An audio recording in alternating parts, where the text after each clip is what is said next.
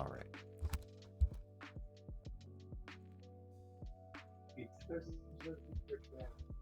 And we are live. Welcome back, Spelljammers, to Session 2.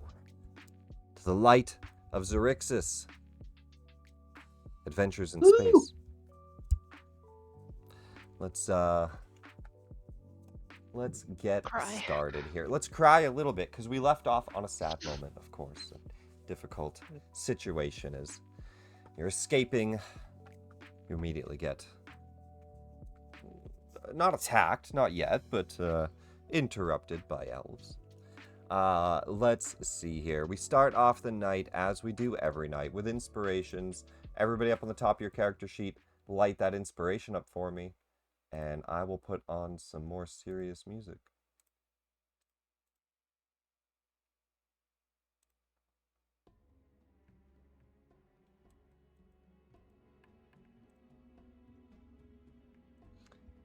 Let's start off with d20 rolls. Everybody, if you can, roll a d20 for me. Lowest roll can give us a recap of our first spelljamming session. You don't got to recap the intro super much, but as much as you would like to, you can. But mainly what we're doing, why we're here, all that good stuff.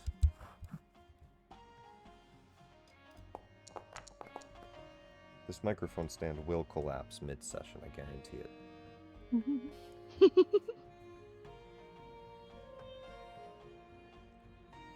All right, a 5, 2d20s. Whoa. Hey, 25 in there. You're my first botched d20 roll of the night. Damn it! I got a 25, boss. Joe begins reading the entire opening scene. There we go. Chell says, "Well, Chell was born on the night." It would be funny though. No, Chell, if you'd be so kind to give us a recap of last week, how we got here, what we're doing, all that beautiful stuff. Allow me to regale you with the tale of Chell, an Echo Knight fighter exploit. Please no.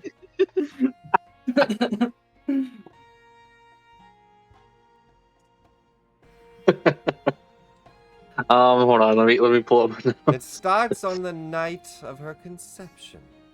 Oh God, not again. To properly introduce you, we must start at the very beginning. Okay. Yeah, so from Chell's perspective. Well, then it starts on the night of her birth. No. Yeah, exactly. So from Chell's perspective, well, from what I remember, there was a weird moment where we started learning about everyone, and then I don't know that, but we learned about everyone, and all their backstories, and then all of a sudden, I was running through, or I was found by other Astral Elves in Sigil, and started running through, grabbed my go bag, and took off running, and then I got almost caught by a barbarian smacking me with a hammer, and just before I flew through a window, I popped it into, I guess, Toril? And met someone that I thought was Chokik, but wasn't. And now everything's going to shit. We ended up in this bar that started falling apart because of an attack on the planet. We take off running.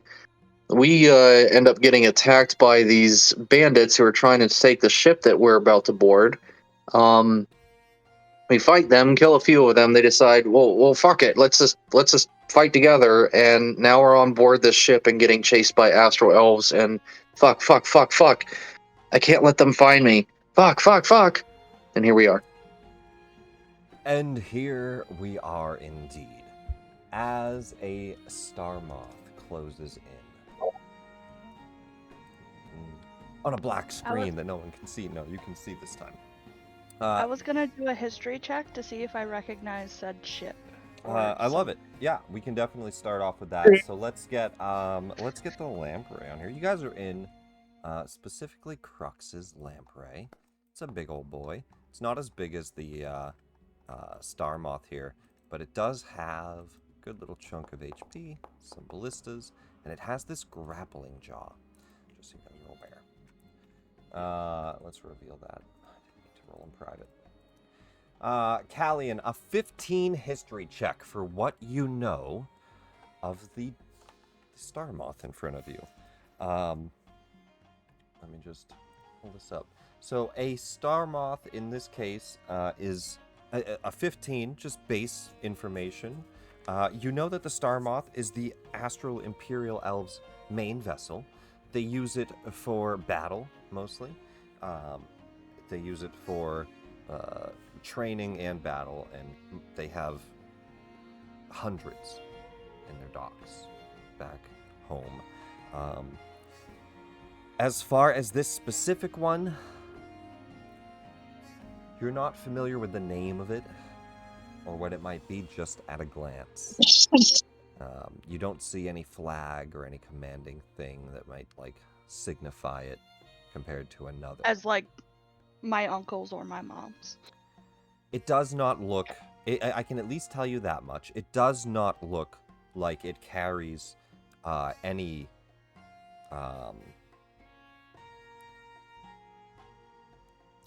royal or noble family or anything like that. It looks like... Looks Just like normal just a one of their normal star star moth. Nothing that would really signify. No flag, no symbol, nothing that would really signify it as more important than any other. As this star moth closes in, let's see here.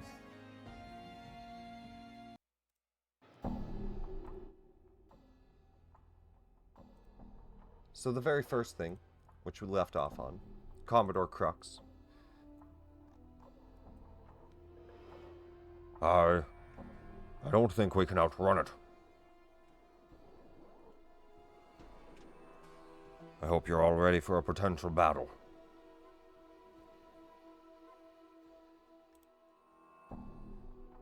Feel like we just had a potential battle.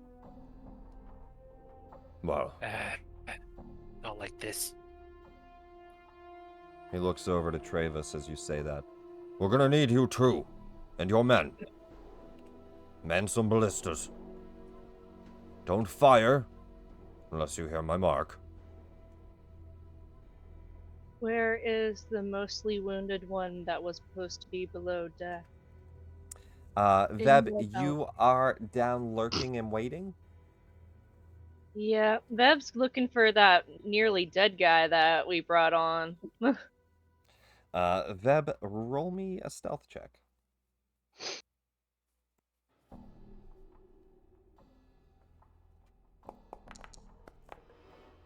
Ooh.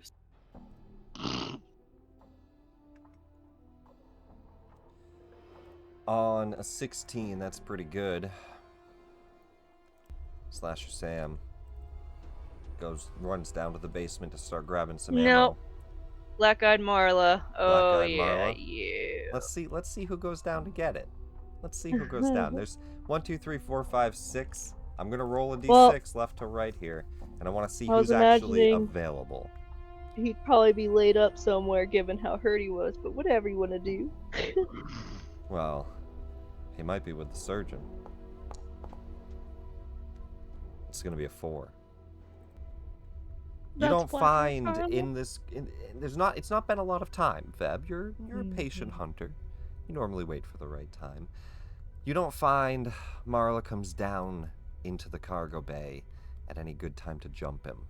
However, Wicked Wally, who he's at full health, but these guys don't have a lot of health, he would make his way down. And he would be down there kind of shifting through some ammunition, grabbing a few bolts for the ballistas before he's about to rush up. And he's pretty quick as he's grabbing this. He's in a rush. I'm going to give him a disadvantage perception. He's not down here looking for people. Yeah. You see that he Hell, he might leans not over, even find the ammunition. butt crack showing, as he picks up this heavy crate of ballista bolts. He's distracted. He's encumbered. He starts to make his way up. Nah, Veb wants some easy prey. Veb's just gonna keep waiting until either something happens or until Marla gets alone. A little bit of goo drops from the ceiling, and he... Huh? Man, this ship's nasty. Walks upstairs. As the rest of you, you all see in front of Commodore Crux, as the Star Moth ship, its crystalline wings reflecting the starlight, steadily approaches your vessel. You see an astral elf vessel with eerie, glowing light moving in. A projection screen materializes within the lamprey. Commodore Crux looks over. Emerging from it, you see the figurehead. Glimmering chainmail made of mithril that glows and glistens like starlight. You almost think it almost looks like a magical effect on the armor rather than actual light reflection. You can see a pointed hat with glistening, intricate gold filigree all throughout it. He wears vibrant makeup with stars, almost like constellations along his cheeks. And you hear a sharp elven voice. Good evening, esteemed Spelljammers. On behalf of the Imperial Army, I extend a courteous greeting. We're here to perform a routine inspection of your vessel, ensuring compliance with interstellar regulations pertaining to cargo and crew. Please comply. Commodore Crux. You see his eyebrows furrow. He looks at all of you, specifically towards Callie. And he looks back towards the monitor. Go ahead. Shell's gonna look over kind of panicked and be like, we have to get out of here. We have to go now. What are the regulations? He kind of puts himself in front of the monitor so that no other view of the crew gets beyond it. He says, "This is utter nonsense. By whose authority do you have the audacity to board my ship?" And you can see that he says this with kind of a... I mean, he's trying to be intimidating, but you can hear in the elf's voice a level of assurance, and in Crux's voice a bit of wavering. Under direct orders from the king himself, my friend, it's within our jurisdiction to enforce regulations surrounding the sanctioned status of this planetary system. Your cooperation is encouraged, but not mandatory. The planet's been sold. It's owned by the king. All spelljamming vessels were given a warning before our interactions with the planet. You should not have been on board. This is your own negligence.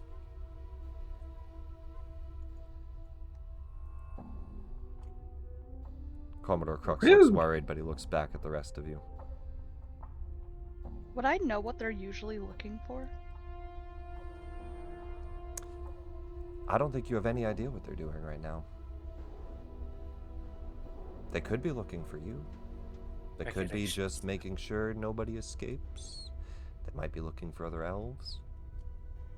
Who knows?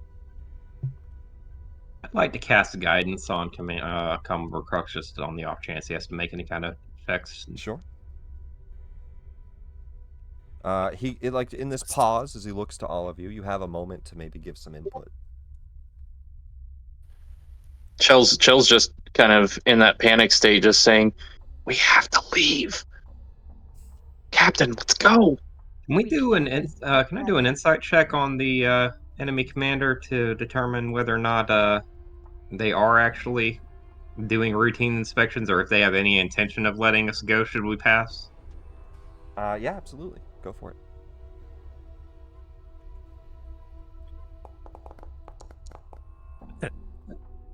That's a crit success. Very nice. He has... what's his mod? +3 on that. So yeah, I mean, you can easily tell that he is trying to be persuasive, not deceptive. He is looking to search. He is yet to deceive because he's yet to really say much beyond a routine inspection of anything that, in his mind, seems to be under his legality. Meaning, he owns everything on your ship until he confirms he doesn't. You know, you kind of get that feeling, like he feels like he owns this. He can do what he wants. But you don't, you know, he hasn't lied. He hasn't, deceived. Chal, are you good at hiding? Yeah. We can't outrun them. They're faster than us. We could let them board. The two of us hide. I mean, they're most But likely looking for us. if the survivors are considered illegal cargo, they did just sell the planet. Yeah, what if they just don't want any witnesses to what has happened? Can I insight check the two elves on board that look like the dude on the screen to see if I feel they're dangerous? Callian and Shell, yeah. Just the room feel, Yeah, I just guess. give me an insight. Oh, the two elves are like shitting themselves. We're panicking inside. Yeah, you do not need an insight check to see that Chell especially. They're Yeah. dangerous. They're so He dangerous. did roll a natural 1. He looks over and you see that these elves, USB, you're not too They're familiar blind. with the different, you know, armies Oh and my God, they're laws gonna and kill us. regulations. You just see two elves, and they both seem to have face makeup and elven ears, and Your elves all right. they're even whispering to each other. They're I whispering. know. They're Oh, conspiring. why would they be whispering? No, it's hard to tell. You don't see, but they do look panicked at least. I messaged Kazeb just, hey, so what we doing?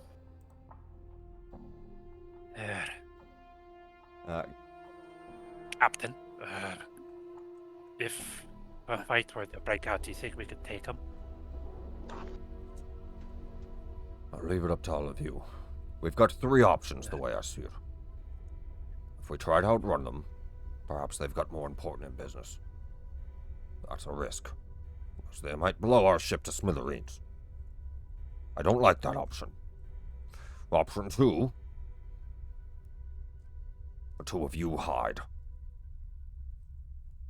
And hopefully Meanwhile, they don't during take anything during from this, us. Chell's gonna look over at Callian and kind of think for a second and be like, "Wait, you're one of them too, and I am. How can we trust each other? I don't even know if you're with them or not." I don't trust any of them unless it's one of them. And that one is not on that ship. It is very confusing logic. The final option would be to fight. Let the bodies hit the floor. USPC, be quiet. These are trained Imperial Army soldiers. I'm a trained musician. Their ship is stronger than ours. If we're to fight, it looks to you, Callian, we'd have to get into boarding range before they blow us up. Callian, could you roll a persuasion for me?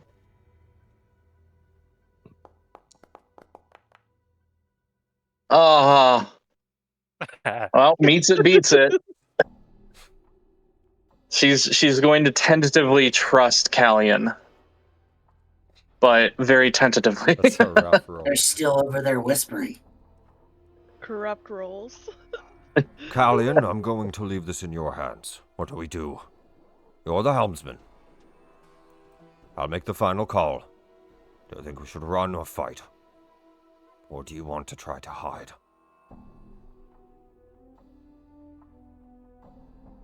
I'm good at hiding. I know I am. I've gotten better. Jeez. We could potentially go into some of the areas of the ship that we know they won't check. And 40 plus humans on board. I don't feel like they'll hurt you. We could just say you guys are the miners. A late departure. I should be able to get us to the rock without issue. I don't see why they'd stop us. But I don't know how they would handle the two of you.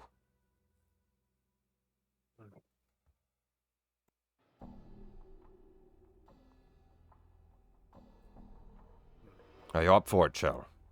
Can you hide? I'll do whatever I need to do to get away from them. He nods. He turns around. Permission to come aboard granted. And you see his hand, like, wave the two of you off. Well, while y'all are doing that, let me give you a little bit of a hand. Did I cast Reduce on Shell? I cast invisibility on Callion. Oh god. The ships will start to get closer as the two teams You should prepare. not cast it on me. I was planning on going into like some ductwork or something that's not normal, You climbing don't up have there. to let me. I was just And- saying it out loud what I was gonna do. It's more like a consent thing. You can tell me if you don't want me to. And they kiss. My Oh God! They're inside. We're on board. They're inside us! Oh God! Fight! You Fight for your actually lives! see the astral elf star moth flies over your ship, and the back end of the star moth opens up like a bay, and you see an army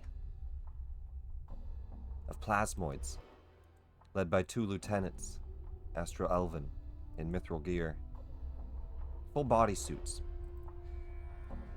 You see that they have full face masks, heavy plated armor. They wear full plate, and it's all mithril.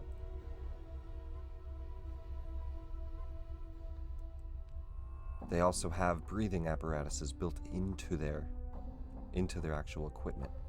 They could sustain their own air bubbles, at least for a time. As well as a crew of plasmoids. The plasmoids kind of come out of the ship. They start to line the hallways as the two elves make their way down, their boots clattering on the wooden floors as they head towards the helm room. Hey fellas, how you doing? Not a good time for chit chat, Twinkle. Now, for hiding. Chell, you've been reduced, Mm-hmm. and your allies are giving you small an one. advantage. So I'm gonna add the reduce. I'm gonna say is gonna add a plus 4. Roll me a stealth check with advantage. Callion, did you want the invisibility? I'll add the +4. I'll take it. I already have Okay. advantage, but fuck it. I'll be invisible in a duct. She said, but fuck it! I cast invisibility. What fuck? And Callie, I added the +4. I'm gonna give you the same thing except for a +5 with invisibility. A little bit better than being smaller. It's being unseen completely. They also have disadvantage against me because I have the cloak of protection, or the cloak of elvenkind. Not sure if it matters if they can't see it, but Well, let's read. So, while you wear this cloak with its hood up, perception checks made against you have disadvantage. Yeah, I'll say that Okay, it is magical and it camouflages you with the hood up. So, yes, even in that case. nice. So, a 20 and a 25 are really good fucking rolls for this. Where were the 6s? Come, bring those 6s back.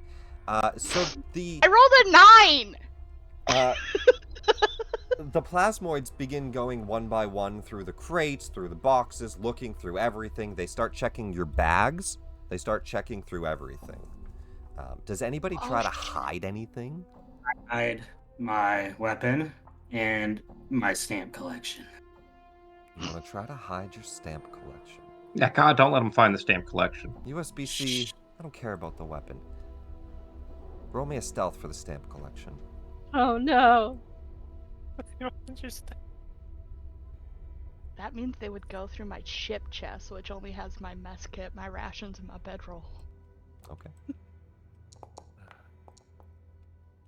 No personal journal or anything? Mm-mm. Alright. Oh, A 21. USB-C, they don't find your stamps. For Chell and Callian, though, Inside. the two of these. Shell is going to cast Thaumaturgy and change her eyes, just in case she's discovered. I'm just a mini elf. How long does that last? 1 minute, Oh, that's no but good. it's a cantrip, so she can just keep casting it. Yeah, but What's it's verbal. however, it's component? verbal. Yeah. You're shouting. You'd be going, Thaumaturgy, Thaumaturgy, Thaumaturgy. Thaumaturgy, Thaumaturgy. It would defeat the purpose of you stealthing. Don't look at my eyes! But it's all right. You're Yeah. hidden. They're not going to look at your eyes. If they find you, they'll inspect your eyes. And then maybe we could try to stealth a thaumaturgy in there. But they haven't found you yet, so don't worry about the color of your eyes just yet. Let's do Okay. a perception from these two. And if they beat the 20 or the 25, then they'll find you. It's a group check for the two of them.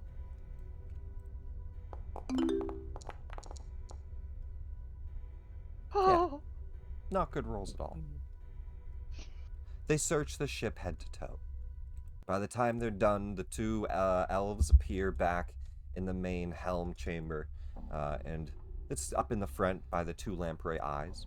There's a large chair and a large sitting area. There's a lamprey map. I'll pull us to it later. It doesn't matter too much. The lieutenant says, Commodore Crux, yes. Quite familiar with the name. You worked in the army for a while. You know, our recruitment's been higher than ever. We're looking for more members. We'd even pay you for your ship and your time.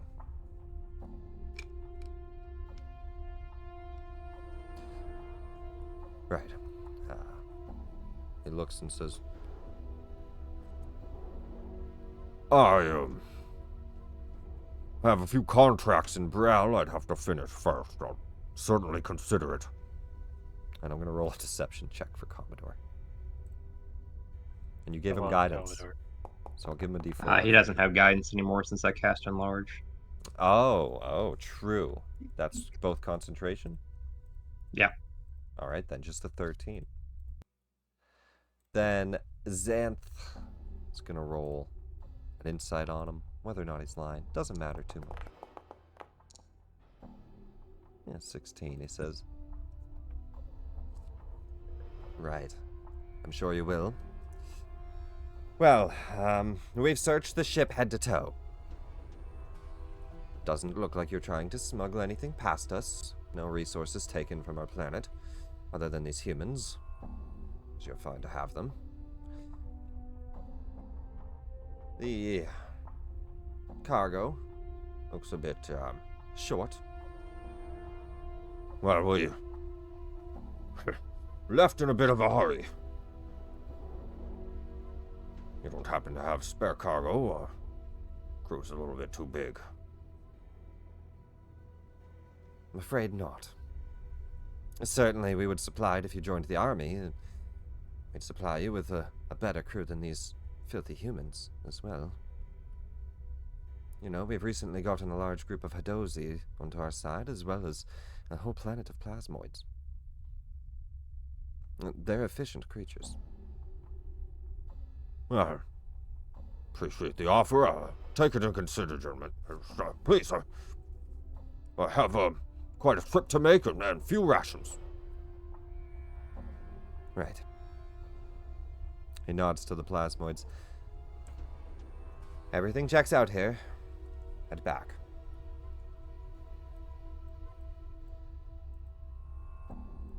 And they start to unboard. Veb, roll me a perception check.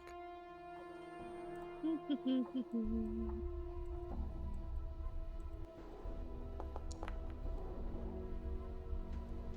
start to hear the footsteps above you walking away. As you hear, oh God, just don't feel good after that last goddamn fight on Toral. As Marla starts to make his way down into the cargo bay. I'm gonna take me a bath. Wash this damn blood off. Glad them elves didn't start no trouble. Roll perception for Marla. Roll me a stealth. Murder. Meanwhile, Veb's just playing Alien Isolation. No. As you all hear down in the basement of the ship, the basement, the cellar. Ah! As Marla dies. But he did spot you. Oh, he spotted me, but that's it. Hey, Twinkle, that one guy that was bleeding really bad, have you checked on him? You know, I am gonna you're the go around and surgeon start now. healing everybody that looks hurt. Yeah, that's a good idea. I'll help with that. All you see is like a barrel with like the contents everywhere, but it's upright and it's just full of ooze and things oozing. Oh no, I in the was ooze. starting McCallion. You know, she got hurt in Yeah. battle, and I don't. Yeah, Bev Start likes with to eat multiple. discreetly, I am so Bev still- will pull the corpse into the barrel and. I'm still in like They a left fucking without their vent. captain. Commodore Yeah. looks around the helm of the ship. He says, "Find the elves. They're hiding. Find them. Find them. Well, I think go find them." I go look use for him. my concentration on invisibility. I just turn it off. I'm like, I don't know if that's gonna help a lot. But... Did everybody It's count still to a 10? 20. Everybody counted to 10, right? Yep. All right, go find them. Go, everybody. I'm just gonna remove the concentration on reduce and just wait on the sound of somebody stuck in somewhere too small for them to be. But no, the ship Bruh. starts to search about, and you hear the shouting throughout the halls, Callie and Chell, as it seems safe. And the Dark Star starts to If drift we away. As everyone regathers, Veb leaves the clothes and whatever tattered remains in the barrel and joins the crew above. If we want to take a little bit of a breather, you know, I don't mind playing a little bit of music to help us all rest better. If So other all of a people are sudden- injured too. So all of a sudden, you just hear this like loud crash and like thumping and ow, fuck, god damn it, what the fuck? I'm done. That's why I didn't want to be small. Michael, why now. did you? Oh, That was a good idea.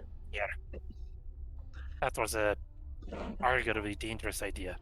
She could have been somewhere and she'd expand and just die instantly. Yeah, she's fine. But she didn't, so it was a good idea. Schrodinger's vent. I have 2 children now. Just so Is you that guys things for children because we're small? see the layout here. Whisper over to Twinkle. That's the interior. Lamprey ship is pretty tight, pretty tiny. So you guys don't have a lot of spots to hide, but you hid very well. There's also a third layer that's below that gravity plane that's like a cargo bay, just beneath it. Just big, empty cargo bay. It doesn't really get used too much. The further back cargo hold gets used the most. But the bottom of the ship, technically hollow, So if it's upside down. below the gravity plane, does that mean anything that's in the Upside cargo down. hold is essentially okay? Upside down. That answers that question. You'll have a ground hatch and you just walk into it and you're upside down. Yes. Lovely. So, what's the plan here?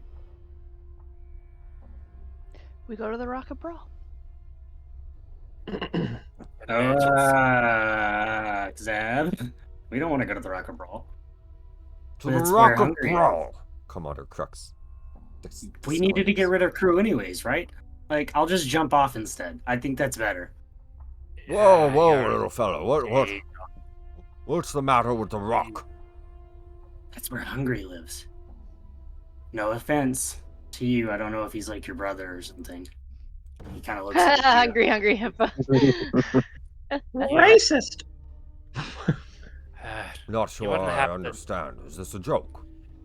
No, it is not. You would not happen to know a gift Hungry? pirate named Hungry. Pirate named Hungry. We'll give him an advantage history check. There's a high chance he knows the hippos. Yeah, double sixes, he says. There's many Gif. We're not all family.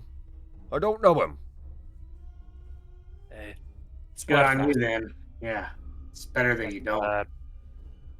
He lingers around the rock of Bral, and we didn't exactly leave on good terms. He tried to steal me. He put me in a cage. He stole his I mean, first. isn't the Rock of Brawl like a pretty big place? I mean, we don't have to go wherever this guy is. Yes.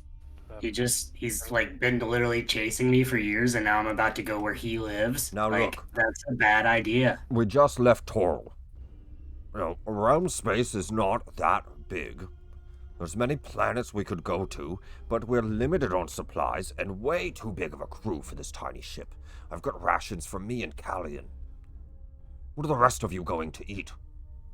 I don't need to eat. Well, there's a good whole... berries.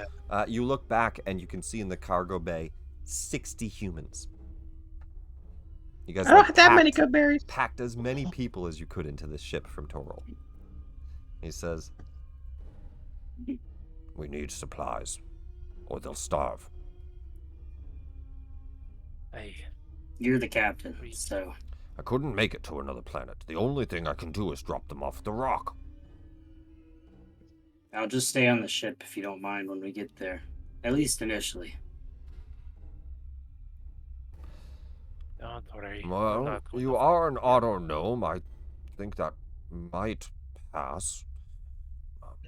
Typically, they don't let you leave crew on board, but I could say you're maintenance or something. I have just the voice for it. You'll be missing out on the drinks, though. I don't drink. But I love you guys' company. You're all pretty cool so far. You know, they make energy packs for auto gnomes. They'll get you all types of fizzly in the head. Because I've said I can't use those. Fair enough. No, you can't. The child's not allowed to drink. He's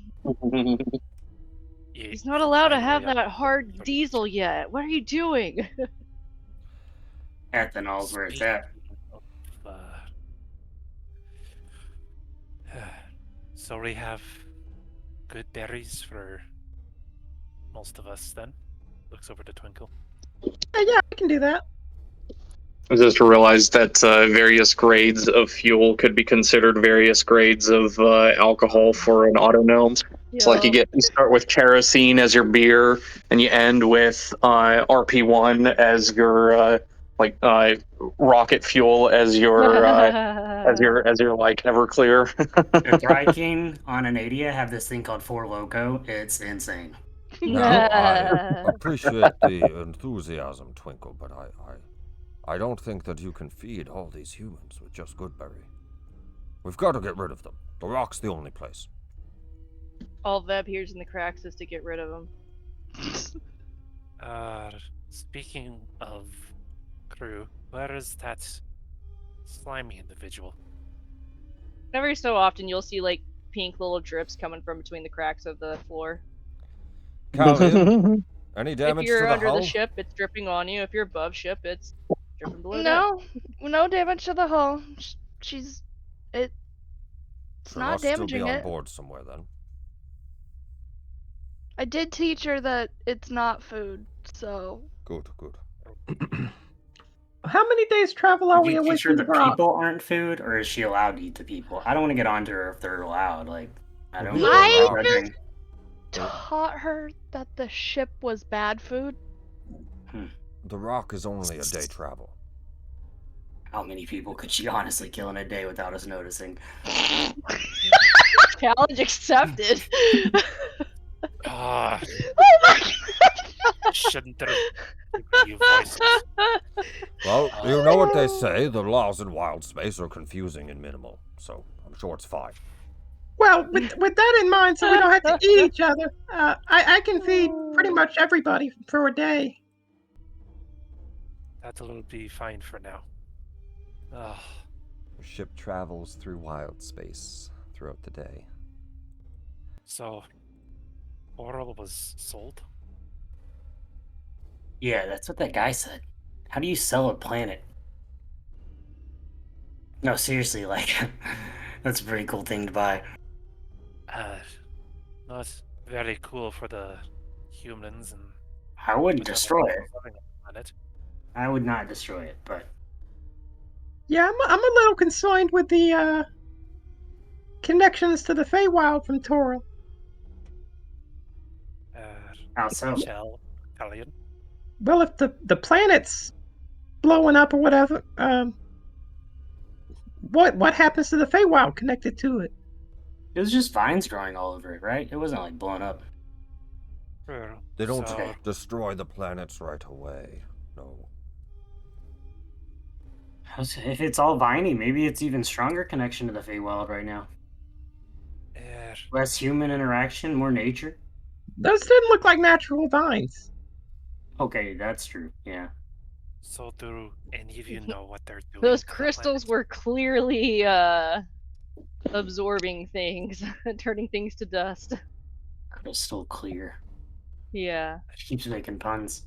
Yeah. Shell, Callian, come with her. Do any of you know what they're doing with Toril? Those vines and atrocities? Let me roll a history check.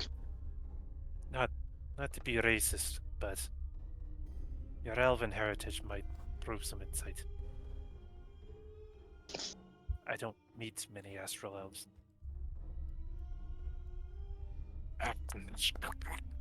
Especially none that speak Thrycreen.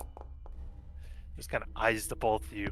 Twinsies! I Shell, translate immediately Callian, what he said in Thrycreen to the other people who don't know it. nothing was ever taught to you about buying planets, about harvesting anything, about these crystal seeds. Nothing.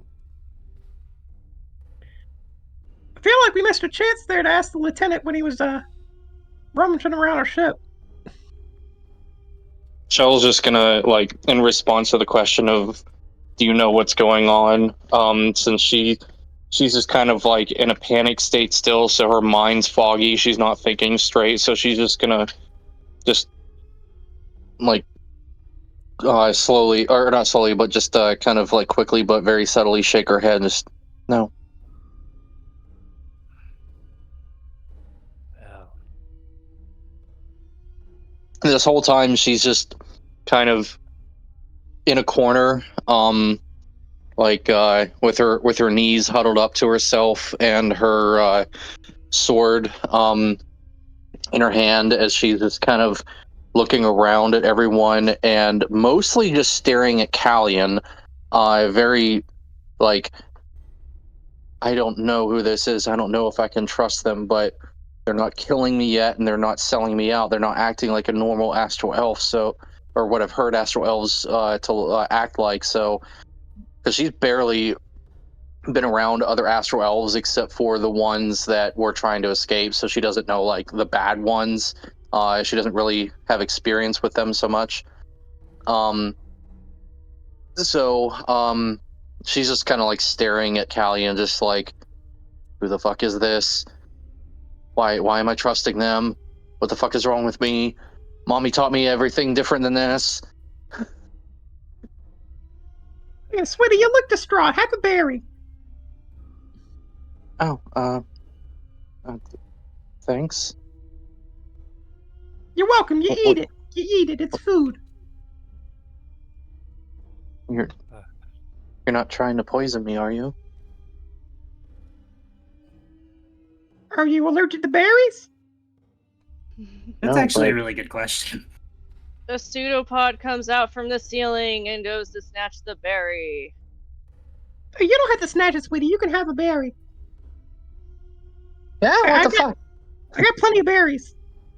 Yeah, you see a slimy pink tentacle come from the floorboards and try to grab it. God, what the is that part of the ship? that's Kind his, of. Yeah, that's a good answer too. kind of. Not wrong. We picked that. I mean, one we up just along saw, the we just astral saw sea. plasmoids. Would we recognize Veb as a plasmoid? Given the fighting and seeing that Veb's body like basically melted around people, yeah, you figured out that Veb's a plasmoid. And then I, she literally melted into the floorboards upon arrival. So yeah. Yeah. I'm gonna head over to Callie and Uh, use a little bit prestidigitation, if you'll allow. Just clean you up a little bit. Just, you know, you look a little scared, but you're gonna trust us, and I appreciate it. I'm pretty scared of where we're going too. I don't know if he's trying to poison you though. I don't eat, so. I'll keep you safe. Well, I appreciate it. People have Wasn't a there hard one time more of these breathing. guys that we started with at the docks? Change your I feel like somebody's missing. I think you need to Uh, kill the Let me just start healing these guys that are injured, just on the We off just- chance some of them go missing. I'll take I'll summon with my bonus action back from the pocket dimension my musical weapon and just begin playing a soft song as I go into a little short rest mode, but just playing the song. Help everybody else peaceful, calm down as I continue the conversation with Callie and just chill for Does the he play moment as I play. music? Like elevators? Just music? I think this time it's more just like light picking on a harp sound. It's just going to be very background noise, very soft. Every now and then, not a constant thing, but just filling the space. Well, as Everyone's talking, and then all of a sudden, just random strum, and it's like, okay, and they start to talk again, and strum. as we're moving through, Only when Travis talks. we do have a few hours before you see a lot of the crew going to bed, and you all start to notice you're not tired.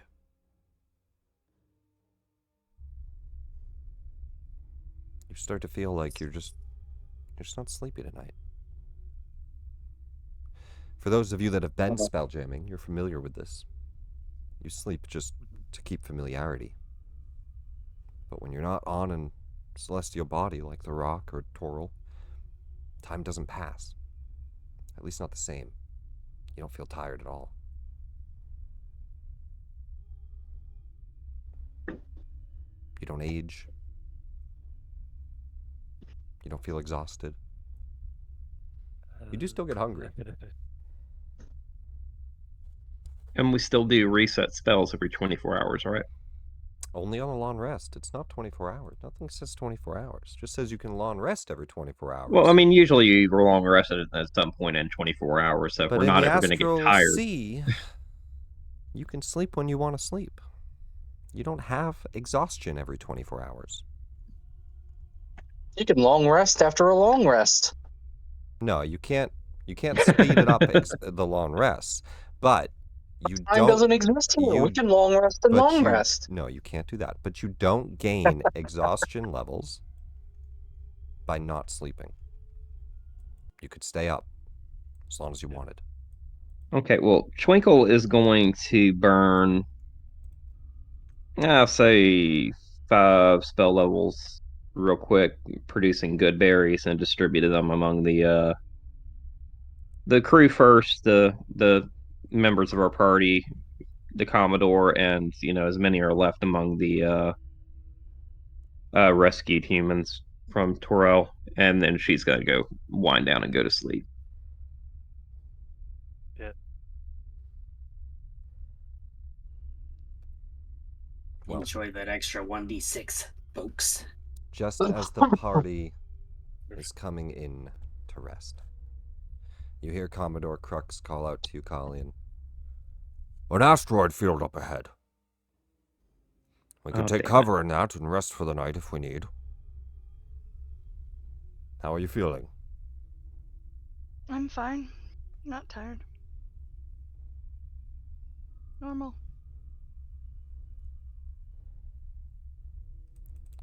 Well, if you want to keep making your way to the rock, we can. But this looks like good cover.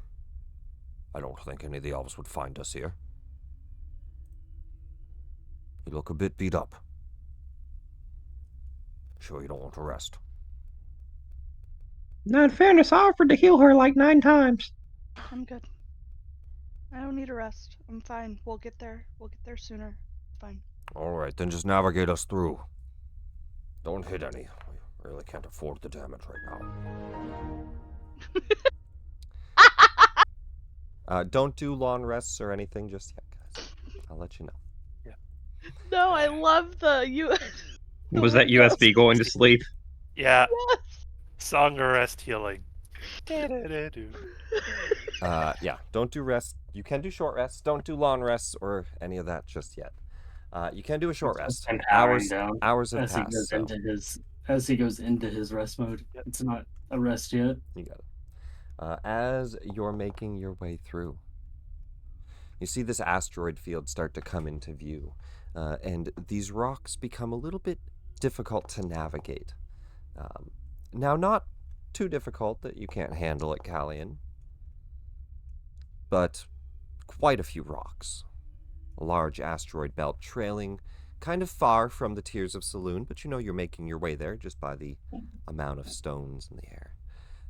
But you start to see something in the distance.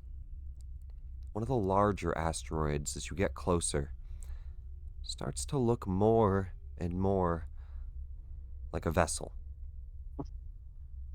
And as you round some of the larger asteroids and you get a good view on it, you all can see a Mind Flayer nautiloid. Oh, that's not good. Dun dun dun. Or left of it. As the ship makes its way towards the nautiloid, you hear Commodore Crux say, "Well, a derelict. Must have been destroyed in a battle. Doesn't look that old."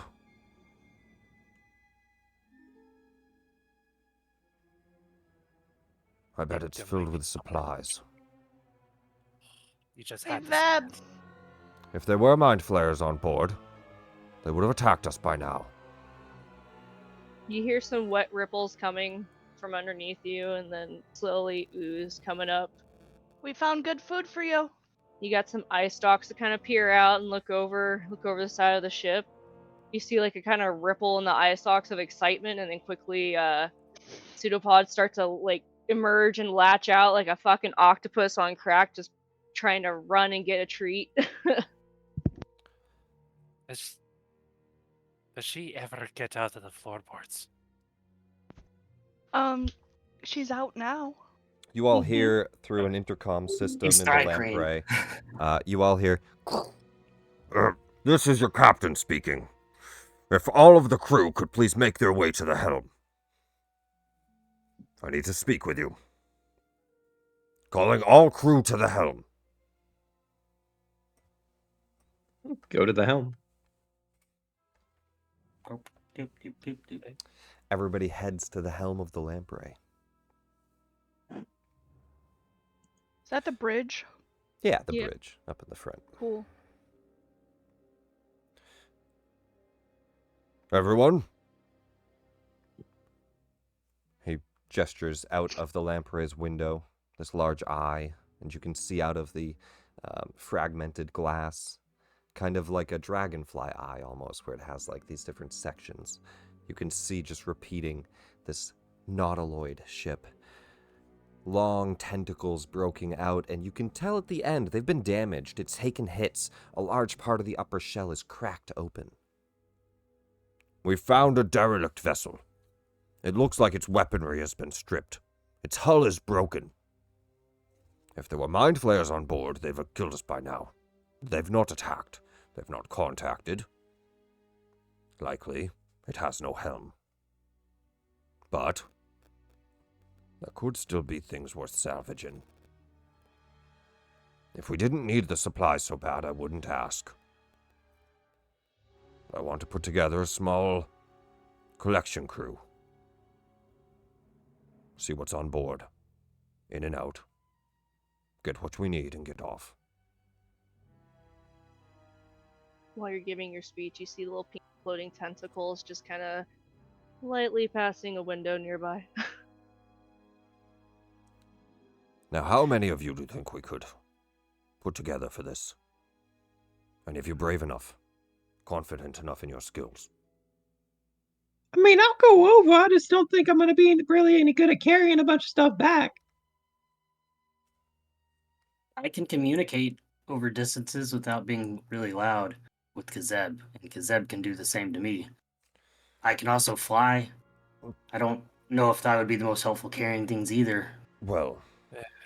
just in case there are potential dangers, it might not be bad to have some assistance. The surgeon, if you can heal people, and, well, first mate, you've proved valuable so far. You're good at making decisions in a split moment. Does it look like the air bubble's still intact? Oh yeah, I don't need to breathe either. Hmm. I forget about breathing. If we grapple, our plane will overtake their ship. Even if it is intact, I'm sure that their ship's weakened. I think Callian's right. I think we would overtake it. Okay, sure, I'll go. As your lamprey ship starts to make your way in and you start to put a crew together, Veb, you're floating your way over to it? Well, Bev is trying to like hold on to the ship as it's getting closer, while like flailing at the flare ship that we're getting closer to try to probe it. Okay. Yep. Zeb, Yeah, do you she's remember got those things on an ADA that you made that one time when you were trying to like be innovative? Kind of, we called it the crazy waving arm inflatable tube man. Yep. She kind of looks like that right now. Yeah, she's got to quit doing that when we get to the rock. It's really As mesmerizing. you make your way towards the ship here, you see out on the front, kind of the front ballistae area where there's a ballista, but it looks like it's kind of damaged and there's no ammo in it. There's not a crew manning it. But one man staggers out. He's in rags and he's bloodied and he looks exhausted and distressed. He comes out waving his arms for attention towards the lamprey. You can see this human. He looks, let me see, what's his name? Benotto. Here he is. Benotto. That's what he looks like. He looks all kinds of fucked up. Like somebody beat him up. And he's waving at you. His shirt's ripped. There's blood down his shirt. And he's all bruised and bloodied. And he's holding one side as he waves, trying to get your attention. And that's where we'll take our break. Oh, As I get hiccups. Hiccup. We will zoom into the Nautiloid as we get much, much closer here in the next scene. But stream will be back after a 15-minute break. Thanks for watching. Be right back.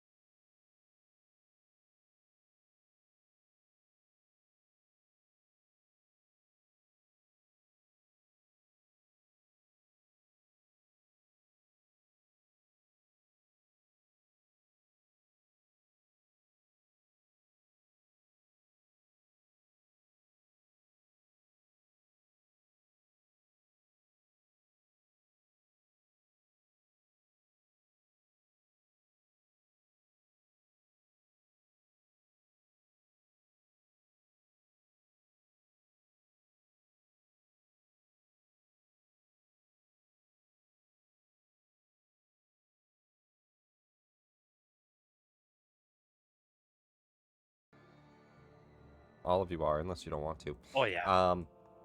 Commodore Crux, just, looking to you all, asks who wants to go. And then you guys see this guy come out, and he starts waving, calling you over. And it looks like there's survivors, and he says, "Oh, well, that's not great. Looks like there's actually people to take on. I guess we'll offer them what we can. We're almost at the rock." We've already got so many people. I know. Why don't we just tell them that we'll send somebody out back after them? I think you should just leave them on the ship for a while. Chell goes up to Crux and gently tugs on his sleeve and just kind of like does this like head nod sort of thing, like, "Hey, let me talk to you privately for a second." She's like, "Can I speak with you for a moment?" To Crux? Yeah. You know what? It's a busy moment. Throw me a persuasion. It's not a high roll. Just throw me a persuasion. See if he ignores you. Oh yeah, no, he doesn't ignore you. He looks, he says, "Yes, sure. Everyone, one moment. Yes, what did you want to speak about?" Kind of pulls you to the side. So you asked me earlier what I was talking about. I've traveled on Spelljammers before for incredibly long periods of time, and I know that certain difficult decisions must be made, and sometimes there are not enough resources to provide for everyone who is not providing a service to the ship. And so Are you gonna offer to Of Cole course. again? and she just kind of says, "Look, we can only carry so much weight. We can only feed so many mouths. We can't take on everybody, and we're going to have to start shedding weight at some point. And we're going to have to start making decisions as to how many more we take on and how many we get rid of. If you need that decision to be made, I've done this before. But just know that we can't take on everyone. I've been through that." "And that's why you're not an officer." And he pats you on the shoulder, walks over to the rest of them, and he says, Question. "Nobody was let that this elf kill anybody, understood?" I was about to say, was that conversation in common? Quietly. Well, I Quietly. have the observant feed. I can read lips and determine what you're saying. Yeah, and he, and he says, "Chell, in all seriousness, if I needed to shed weight, and if that's how I dealt with my issues, I would have just let the elves take you. Body positive. We don't do that here. I left their ranks for a reason, and I don't plan to go back." I hope Positive you're right. bodies are tasty.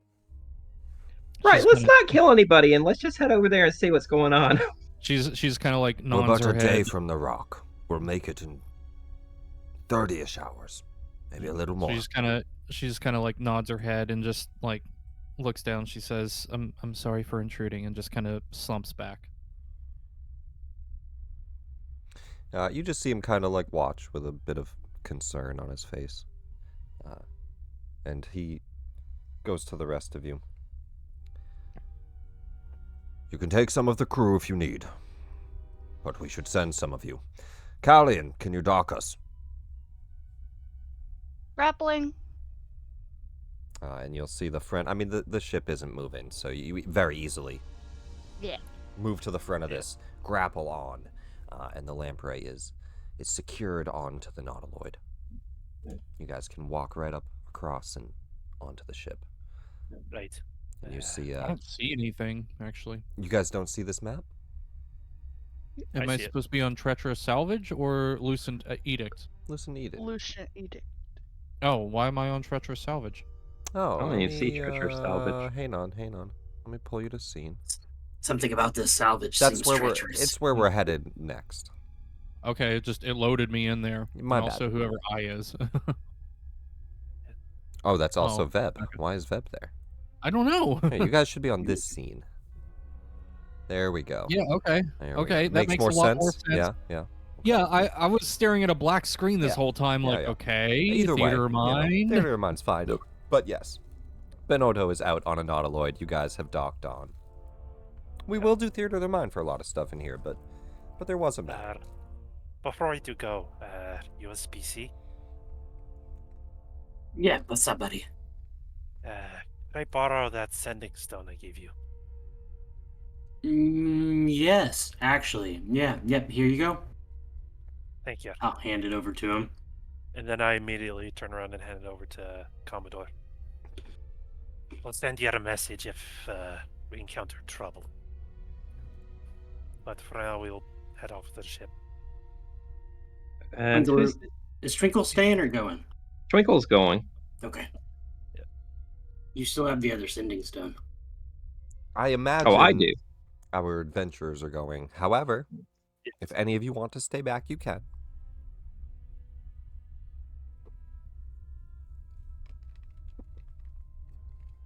Who's going to be doing the talking here? Do any of you want to stay back? No. Do we? Because the 6 of us are more than enough to handle anything.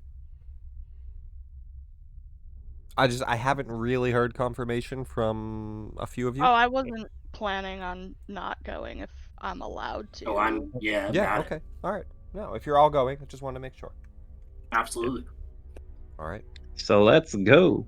As we're shuffling over, because Zeb, you said that the 6 of us are more than able to take on anything, but you didn't say that when those elves are taking us on. Except for elves. Except for Different. elves. Anything but elves. The elves are fucking crazy, man. Yeah, we are. Different So then, circumstances. indeed, we're moving to treacherous salvage. Let me go to that map. And you guys can position yourselves as the lamprey docks on, and you guys climb up to this this level of the ship, and you see Benotto. There's three stairways behind him. They all go down, but at different degrees. This one goes way down, and these two go to like the middle deck. And he's standing out on the front, waving you down as you approach. Oh, thank Ilmater. I didn't think anyone was going to find us. Who's us? Yeah, that's a good question. Who's us? My crew. Apologies, I'm still weak. My name is Benotto. Captain Benotto Kratasar. I'm sorry. We were attacked. We were attacked by a group of Neogi raiders, pirates. How did you end up on a nautiloid? Oh. Well, this old thing. I bought it on the rock. This is... Can I do an insight check on that? Sure. This is a real old vessel. My crew's downstairs. There's a few of us still alive. None of you are able to heal, are you? Or do you have potions or bandages? Yeah, I can heal depending on how many there are of you. Let You can me help as well. Let me just see here. Persuasion. What is his rolls? Let me just see what his rolls are. Oops.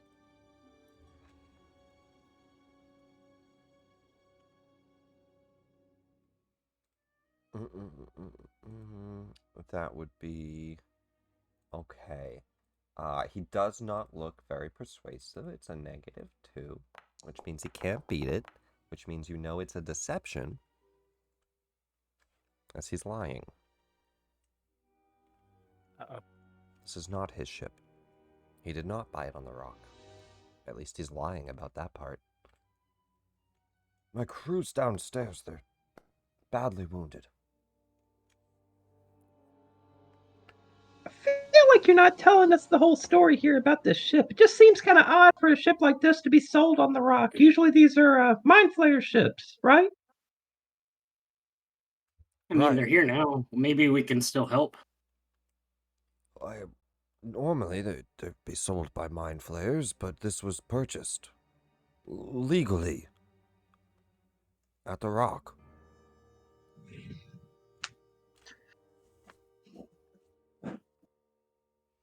Well, I don't think how they got the ship is relevant. If there are people injured, we should help. Well, why don't we go take a look at the crew? Yes. Let's. Not sure how much I trust them, but okay. Yeah, please lead the way, Bonotto.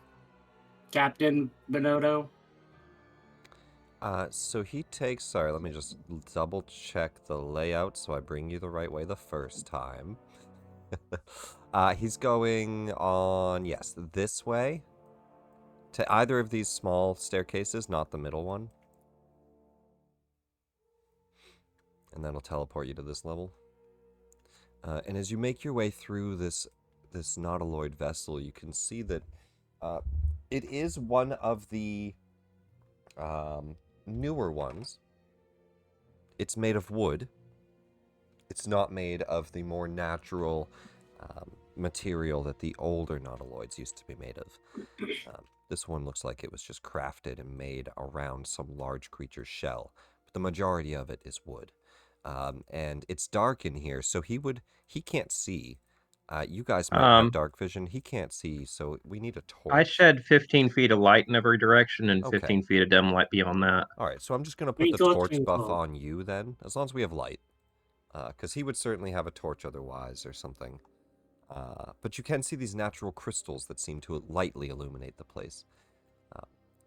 It's actually this... Yes, this staircase here, he says. We took refuge on the upper deck here. Me and my 4 brothers, and badly wounded. They're going to need healing. I could use what you have, too. Any help, really. It's just the 5 of us left. Everyone else is dead in the lower chambers. Do I need to roll an Insight. insight on that to see if he's lying about the number or anything? I'll give you the 22 insight. He's not lying about that. He has 4 brothers up here, and the lower chambers is where everybody else died. You kind of think he's telling the truth there. Do I think he killed them? Is more what I'm... No, I mean, he has not given any indication that he killed any of them, but you didn't ask. I dropped my hood down so he can very much see that I'm an elf. Feb, do you go and the I'm other way? gauging his reaction. Yes. Okay. Oh, Feb starts to head downstairs. He says, Feb. It's fine. There's nothing down there that will hurt them. Just a lot of corpses. Corpses, you My said. friend likes to look at corpses. It'll be fine. So Feb, you find a what do I need winding to do to be staircase. stealthy? You would roll a stealth check, Feb. Well, I wasn't sure if you were gonna give me the option. Yeah, you can roll a stealth check. Chell, you had a question? Yeah, perception check for this door. Anything? Oh, it's quiet. Okay. I also dropped my hood to see what his reaction would be to seeing an elf. USB-C reacts. Oh shit. Yeah, USB-C is like, no, you don't see any reaction to any of, like, he doesn't seem to look at any of you differently. Give me an insight check on that, though, Callian. Also, that was the basement door that Veb just opened. I was like, what the fuck? A 4. Okay, don't worry about it. Yeah, but no, he doesn't look at any of you any differently. Veb, as you open the door, the sight that you see is indeed true. A slaughter. A bit of a slaughterhouse. There is a jail cell where it looks like prisoners were kept along this nautiloid. The first thing that sticks out, though, Veb, Mind Flayers were aboard this ship. There's a dead one right there. His head has been beheaded. It's cut off. You just, you don't even see the head. It's not on the ground. You just see the corpse, the body. And in each of the jail cells, plasmoids, humans, Hadozi, and on the ground, these more furry-like creatures are killed as well, the Quaggoths. And there's quite a lot of blood. And Veb, roll me a investigation as you look around, but I want to throw it to the rest of the group. And go ahead, Chell. How does a jail cell hold a plasmoid? It's a Not cave very Depends well. on the plasmoid and the size. It's very I thought, easy. I thought they can fit through an inch. Sure. Unless you put astral handcuffs on them that can't fit through the inch and can't be taken off and stop them from morphing form. Oh. I'll just make up I whatever I didn't know want, this was- Alex. They're in jail. I don't know what you want. Hot There's device. plastic. There's plastic on the door. Okay, I'm just They wondering. taped them in. It's like, you know those restaurant It's a fans when you Ziploc. open the door? It's a Ziploc jail cell. No, it's a You fish They're in little tank. jars. Yeah, and I exactly. would It's have a fish totally tank. believed it, but now I'm just like, oh, now he's just making up shit. I am just making things up. They are in a jail cell. It does not describe how, but no, it would be some type of technology or something that would lock them in there.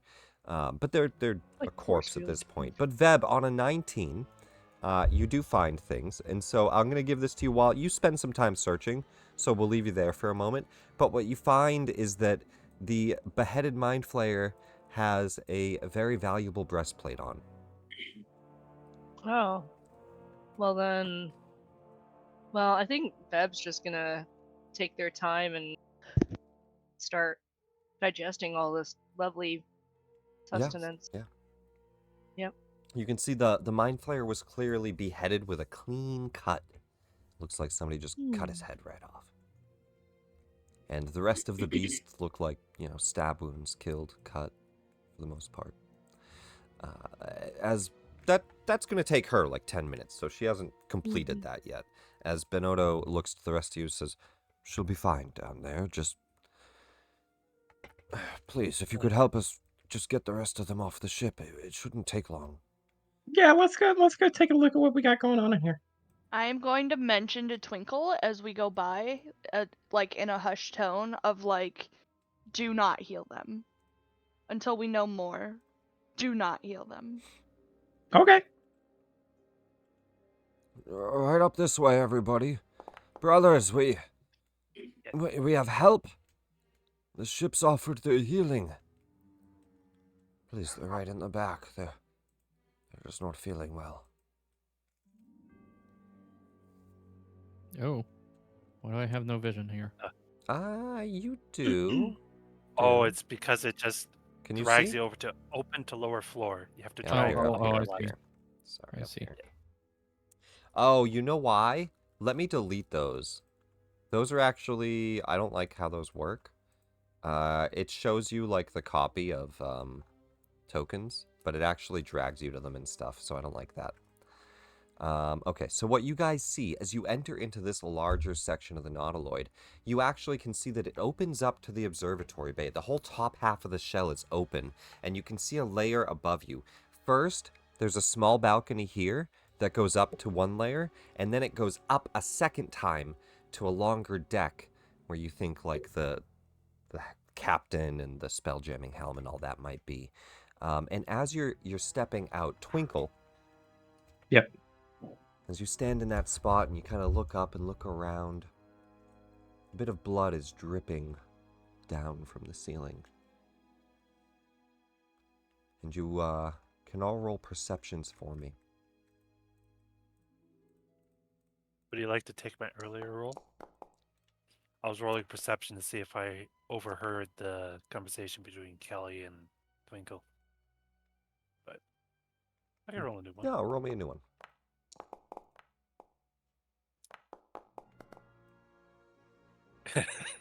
Okay. Yeah, because I see you're the not floor. paying any attention at all. You're just like, where are we? Looking at the walls, like, oh, this is cool. Yeah. Yeah. All Crystals. right. That makes mine a 22 total. I used Built for Success once. Okay. Built for success, a 22. It's plenty good. I mean, an 18 was good anyway, though, USB. It's not bad. 19, 18, 21, all good enough. The three of you you start to smell death, as you can smell a corpse rotting somewhere nearby. But before you have a chance to really pay much attention to that, you see something lurking out of the shadows of the back of the nautiloid. These strange, worm-like creatures. Now, these ones in particular are not wearing any vestments. Oh, okay. Oh, they're naked? They're naked. Ooh. And there are Oh, four wait, that's no of them. Jawbreaker. They have these large, mouthy jaws and these fine hairs all down the back of their head. You see no eyes. And you see these 3-fingered hands and 6 legs as they start to kind of curl out from the shadows, trying to hide from some of you clearly. As from right behind Kizeb is about to be surprise attacked. But some of you spot it before him. Is that behind you? After we spot him. Exactly. As Yeah. Benito was about to try to surprise round you. We'll I roll can't Oh, initiative. see that was about the either, surprise so I moonbeam, call it though. You out. guys so... would be in the surprise round. He can still surprise round the party. Relax. Jeez. All right, I say surprise, and everybody just jumped the gun there.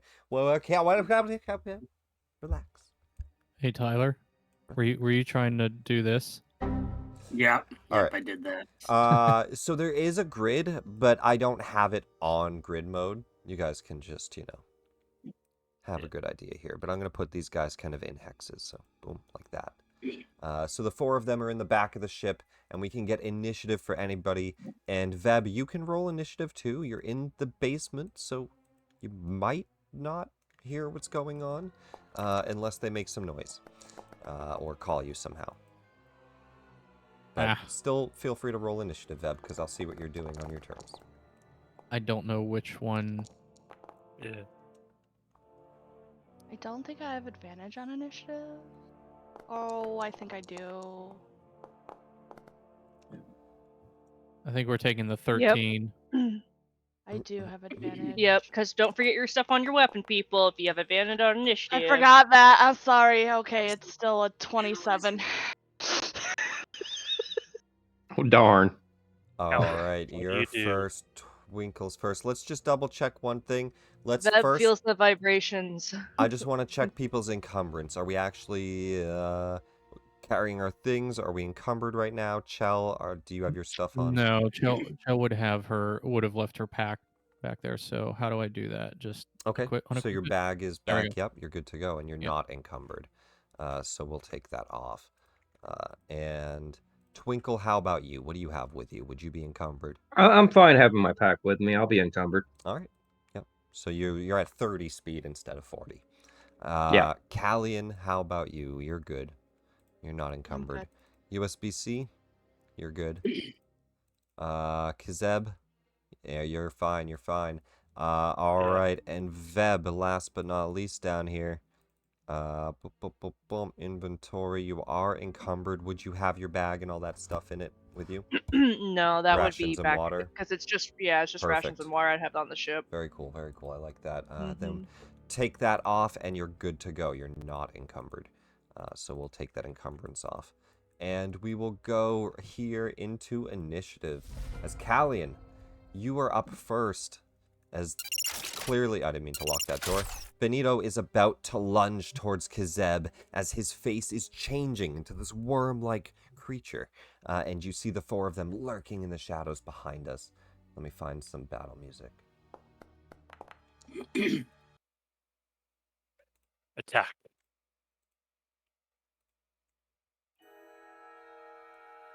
A 20? A 20. That is pretty damn good. It certainly hits the Surlin. Wheat. Holy shit. Damn. That's all correct too, huh? 4d6 piercing. Damn. Offhand bonus action. Yeah, super sneak attack. Yeah. That's gonna hit. Yikes. 3. All right. How would you It like doesn't take the 5. It only takes the 3. that? It only has 3. How would you like to do Oh. this? So, me being as alert as I am, although I wasn't paying attention, I felt a disturbance of the force. So I just turn around and just stab, and he just melts into the ground. You see, like, Oh no. halfway through transformation, kind of a half-human, half-worm body, as this head's starting to bulge out and a mouth is forming. Goes to chomp down, and you just slice. And he slumps to the ground, the throat slit. Dead. And I will move up to kind of like create a line of like, you're not getting our fun little people, you're not hurting them. You hear all 4 of his brothers start to screech in this like strange, almost kind of chaotic just noise, just as they see one of them die. Do any of you speak deep speech? Wait. No. Nope. All right. Thieves can't. It's not thieves can't. Not the same thing. A little bit in there is Thieves hidden. can't isn't even a spoken language, really. There's a little message in there that just says we didn't like him anyway in thieves camp, but the rest of it's all in deep speech and you don't know what they say.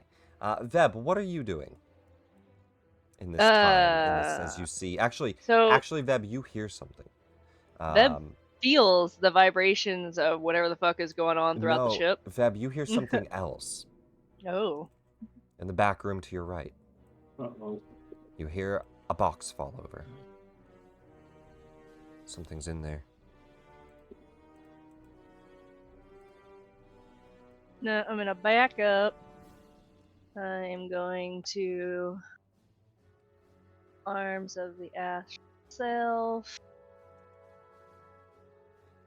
And use my pseudopod to open that door.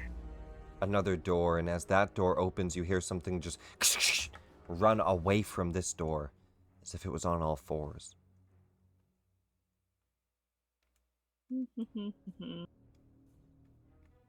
The fuck? This is just Is that like a coffin? No, this is like a bedroom for one of the jail cell people.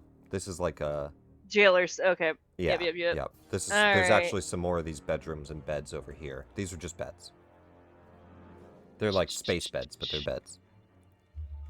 Well, I guess I'm taking a Space bed. dash Yes. act to That's why open she thought that it might have looked door. like a Get over coffin. here. Open this door. As the What the door fuck? opens, you see these. First, what you spot is the very first thing in front of you, which is on the ground a pile of green goo, as these 3 large eggs seem to be oozing this green ooze, and something is hiding behind it, cowering in the corner, as you see a Quagoth trying to hide.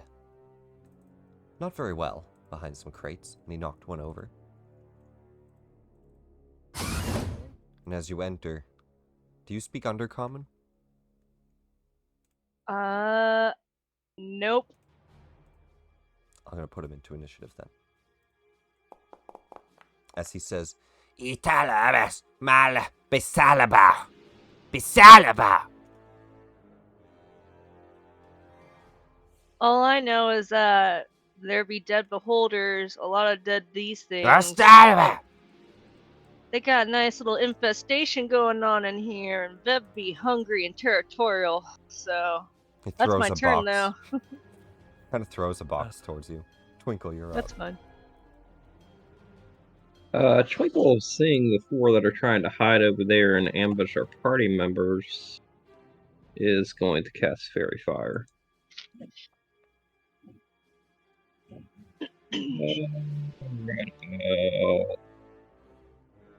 Let's go with. Oh, wait, no one's there. What? There. All right. Did that highlight the area for you, Nick? What? Oh, here we go. Good, it's going to request all 4. It's just going one by one. 17. 5, 18, 9. What's your DC? 16. So 2 of them pass. These other 2 are going to light up.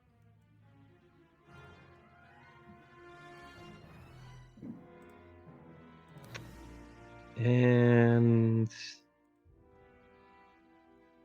let's see. Gotta Do put anything else I concentration want on to this do? bar. Because that is concentration. There you go. Yeah, I'll go ahead and wild shape into the starry form archer. Okay. You take a starry archer form. I don't think it has any immediate effect, right? Yes. When I activate this form as a bonus action on your subsequent turns while it lasts, you make a ranged spell attack. Yeah, so on future turns you can attack with it. Yeah. Cool. You take form, though. Let's go to... any movement? No, I'd like to keep my distance at the moment. USBC. I am going to look over at Callian and be like, that was the quickest I've ever seen anyone kill anyone. Holy cow. And use my bonus action to Bardic Inspiration. Oh, real quick, Nick, I'm sorry, I misread that. It's when you activate this form and as a bonus action on subsequent turns, I make a ranged spell attack. So I do make a ranged spell attack right then. Go for it. Just Hang trying on, to figure out USB. We'll do the exactly Bardic in what a second. I would hit to do that.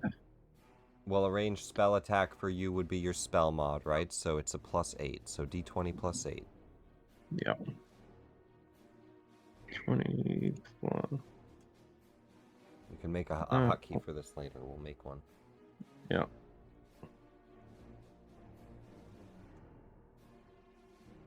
Unless it made you one. Double check features.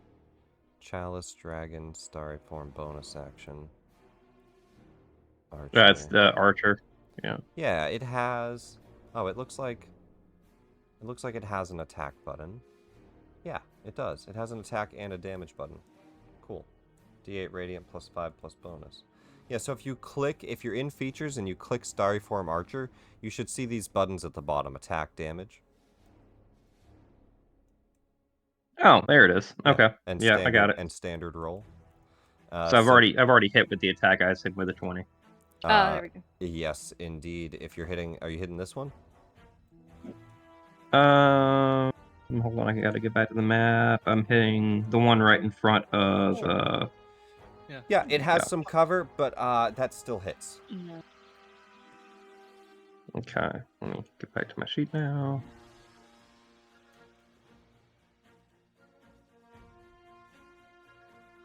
I must roll attack before I roll damage. Just ignore this attack roll.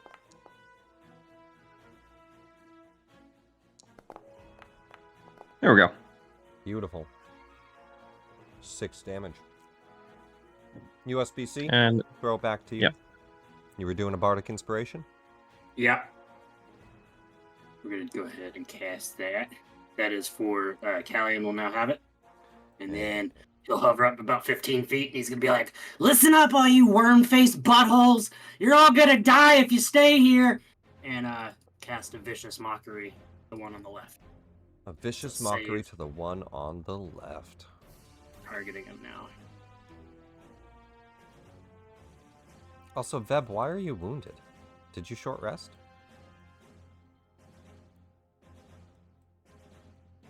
Veb? Veb. Muted. Veb. I did short rest, but I forgot to roll dice. It's whatever. You could have if you wanted to. Yeah. Feel free. Vicious Mockery. This guy will make a roll. Let me just double check. Yeah, no, we're good. He fails. It'll 6 damage. And he has disadvantage on any attack rolls he makes before the end of his next turn. Psychic. He takes half. Oh, shit.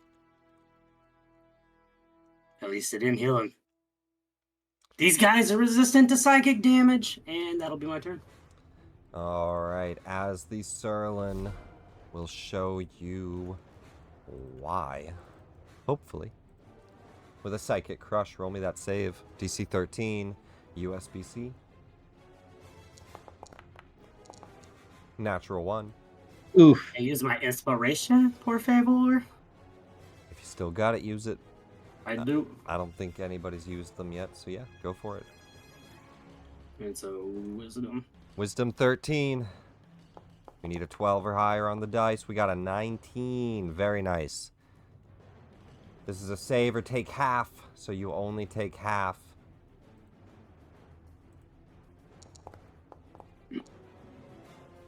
Oh, I didn't roll the damage. I clicked the wrong button. Sorry. Boom. 11 damage. You take 5 psychic. So as you guys like see USB like moving up after he calls out that they're resistant to psychic, you see him kind of like spin around in air, like he got damaged, and kind of like loses balance for the moment as he's ascending, and then straighten himself back out. It comes rushing towards you, just chittering, just with its mouth out and its hands reaching, feeling for its prey as it rushes forward. And that is it for that guy. I get her back in bright green. Chell, you're up. Chell is in glaive form. I'll mention now, unless you want me to like bring it up every time. Whenever she's going to be in any kind of threatening situation, she's always going to be in glaive form.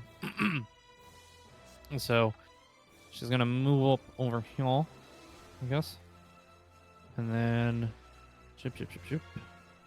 Target that one, and do the thing.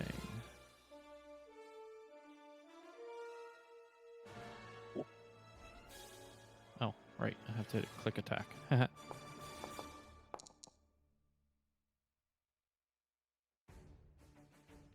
Sorry, I was just finishing a bite of food.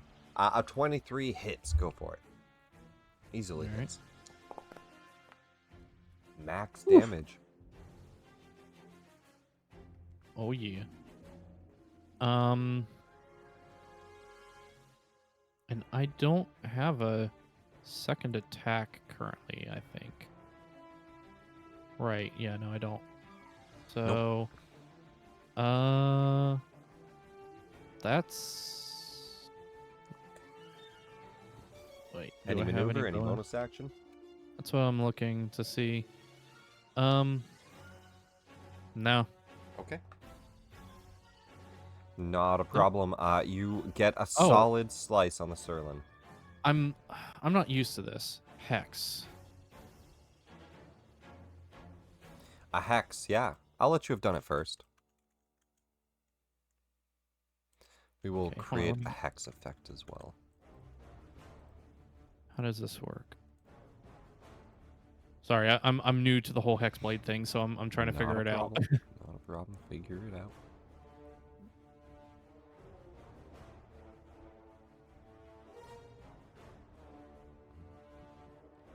Choose an ability. Okay.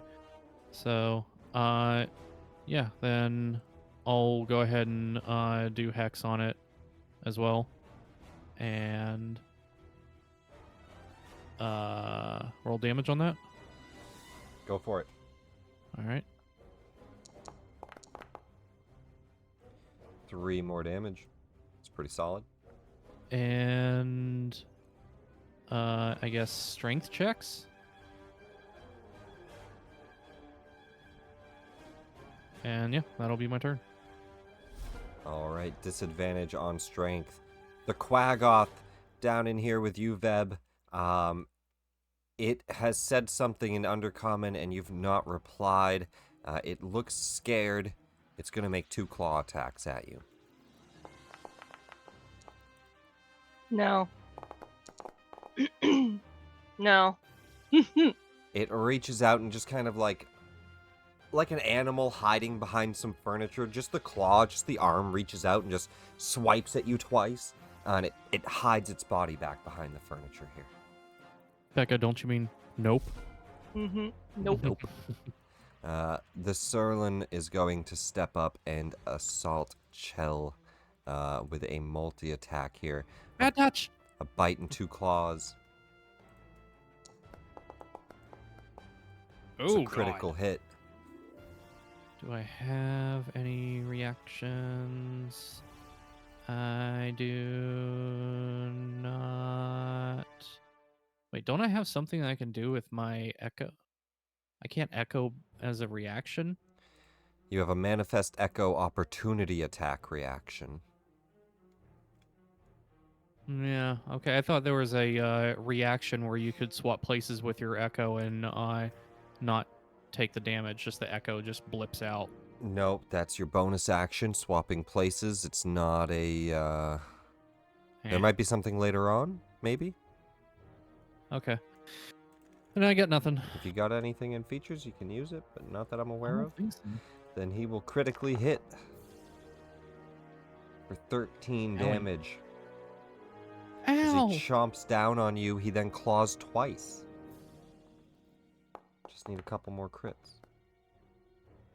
No, a 16 to hit. That misses.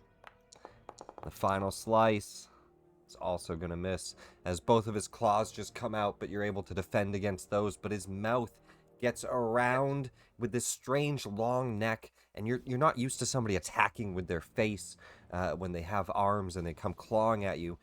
But his neck just extends out like an earthworm and chomps down on your shoulder and into your back as he gets a solid bite, wounding you pretty bad there.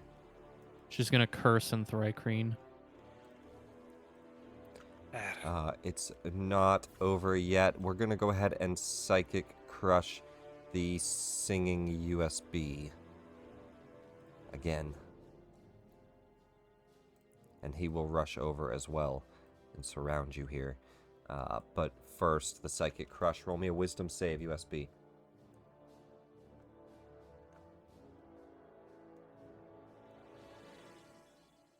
One second. Getting to it.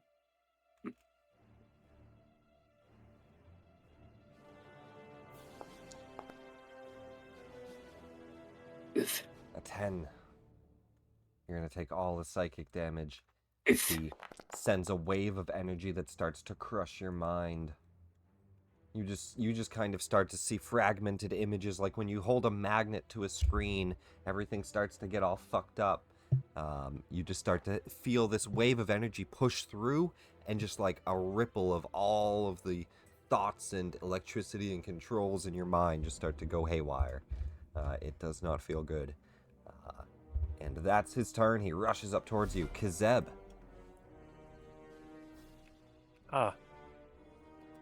Somewhere in character creation, I realized Kazeb cannot speak Thrycreen. What? I didn't realize they don't get it by default. No. Would you Oh! would you want to drop Sylvan for Oh, Thrycreen? absolutely. I actually did try looking through the top down while we're in turn order because I found out the token doesn't speak Thrycreen. I was like, Thrycreen's not on the list. It's not technically on the list. Let me add Thrycreen, and we'll drop Right. Sylvan. Yeah. Oh, that's stupid funny. Thrycreen that can't speak his own language from his own planet. He's just like, man, everything keeps talking to me in Thrycreen, and I'm like, come on, bro. Not all of us. Oh, well, speaking of all of us, Now can you read what I said? yeah. You're I- like I the Hispanic figured kid that can't speak Spanish. Shit. That's funny.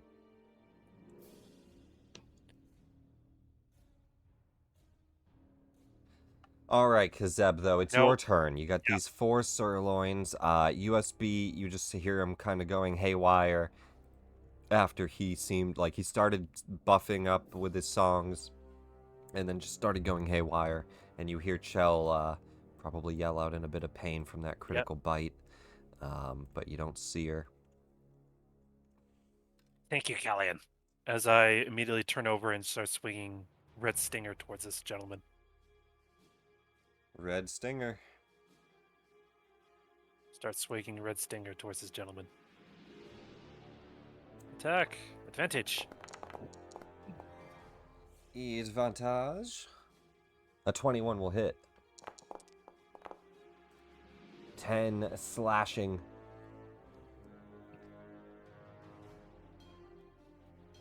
Second attack.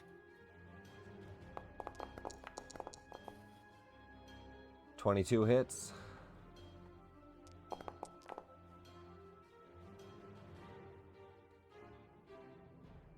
And the bonus action attack.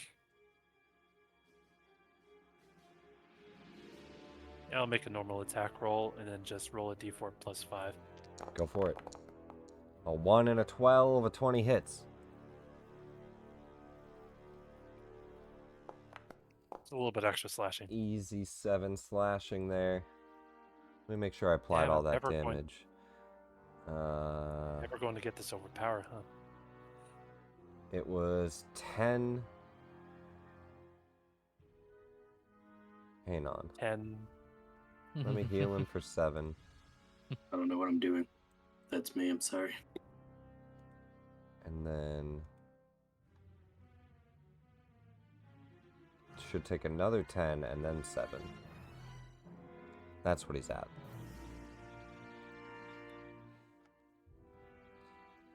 That makes more And that sense. is-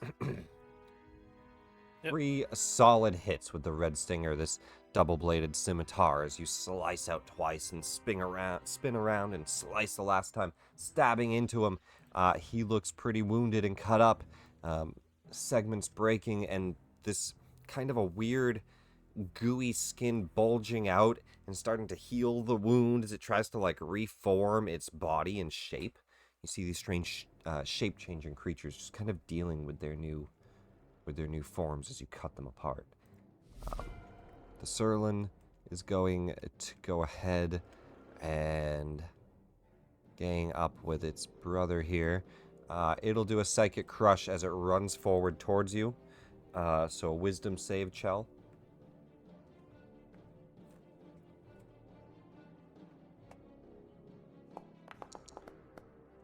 No! I am.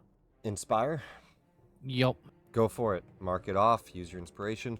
Let's get a new Wisdom save. Need a 11 on the dice or higher. Easy. There we go. You'll take half. Why is it still prompting me again?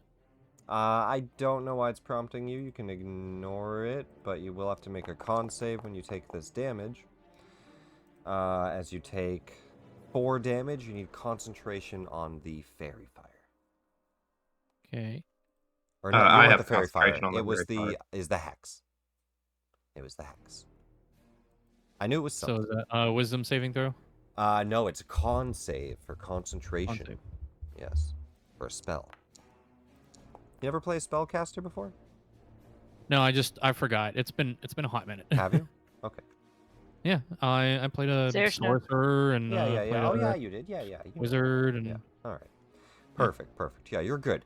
So you hold concentration. That is the end of round 1. Benodo does not get a turn. The poor fool. Callian, you're up on round 2 with Bardic Inspiration up.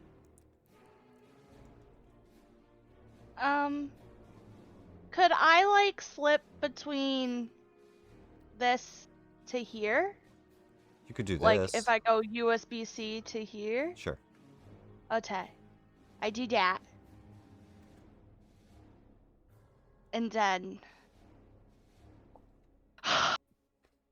Well, the one that's less injured has to get hit with a sneak attack. I mean, you could go for that one shot again. Why is it saying that I have advantage? Because he's Fairy Fired. He's Fairy Fired. You have Oh. advantage. You're I have welcome. advantage.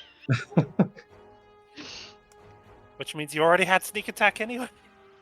I know, but I was trying to aim myself better. Why did it roll, but it didn't show? It's asking if you want to use the Bardic Inspiration. I don't have the pop out. Uh-oh. Uh-oh. Uh-oh. Well, I saw the roll. It was the 15 plus things. Yeah, but it didn't give you a pop-up? Is Bardic No. Inspiration broken? I think Alright. it's broken. Let's just, shoot. Well, that's not great. Try to click it again. See if it does it. You must roll the attack before rolling damage, but I can't roll the attack. Okay. Okay. Let's just delete that. How about now? No. I just roll again. Hang on. Has not No, no. completed. Just wait. Cancel? Just wait. We're gonna do a quick refresh, everybody. As we're gonna turn off MIDI QOL. I don't like it, and I don't like dealing with these kinds of things. We'll do a quick refresh, and it'll just be off. You won't have to target things. You'll be able to attack. Should not request things like that. Being attacked by downloading world data. Yes. That's just the astral sea. Don't worry about it. It does that to you. The entire astral sea. How can anything download such a thing? It's just, I don't know. It's some weird thing about the weave, and like you have to connect to it. It's like you ever heard of the Sword Art Online effect? No. Don't believe I have. But I Yeah, don't think it's relevant anymore. I'm loaded. And we're back. I don't think it's relevant anymore. I'm loaded. TJ? So the one Oh. above The me, sound clip. it's just asking me to What? do it again. It's essentially the same roll. Doesn't matter. No, Of course it matters. no. Let's Okay. see here. Fix this, fix that, make that bigger. Okay, we're good. Alrighty, what are we looking at? Is it working? Yeah, I can roll now. Alright, good. What was the first attack there? Did you already roll it? Yeah, 20 damage on the top one. Perfect. The first hit for 20. Why did he Second hit take for 40? Hang on.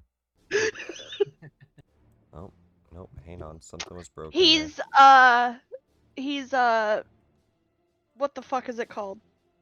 Weak? It's just piercing. Weakness? Nope. He's weak to piercing. Nope, something went weird He there. saw his brother die the same way, so now he's scared shitless, I think and I just hit the he wrong just button. died. We're good. And then he takes another 2. Another 2. Let's see if it does it this time too. Apply damage. Plus Perfect. 5 minus 5? Oh, because it's offhand attack, it doesn't get my dex bonus. Ah, fair. So I just did a -5 on it. Veb down here. The Quaggoth claws at you twice. You see these 3, well, not just 3, but you see a couple broken eggshells on the ground as these strange mucousy eggs have broken apart. And Quaggoth slices out twice. What do you do?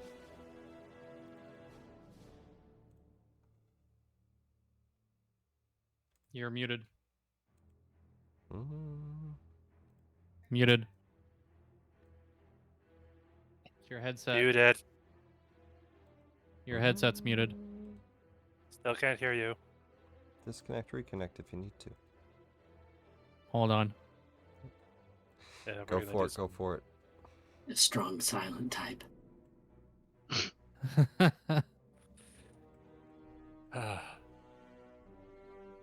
Clearly eating someone.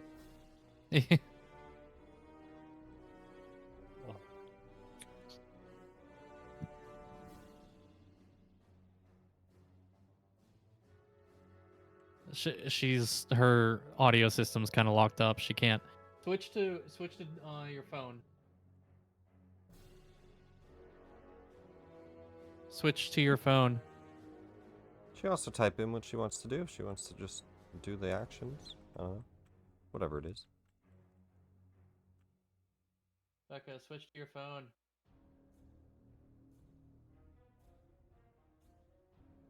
Just a moment.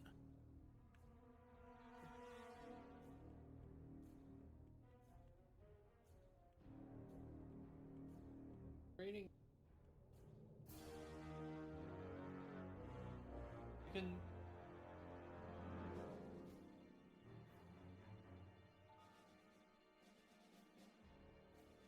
By the way, in case you didn't hear it, Kelly, and thank you for saving my life. Potentially. Wasn't sure if that would have killed, but could have. Everything's fine. Everybody's alive. Everything is awesome. Your SBC is not definitely not the time for active music. Sing through the pain. Sing through the pain. Still can't hear you, Vep. Do you want to just type in chat?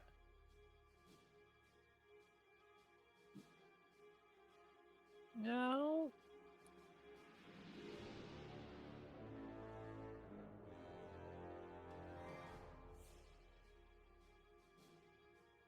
Babe, just type in chat.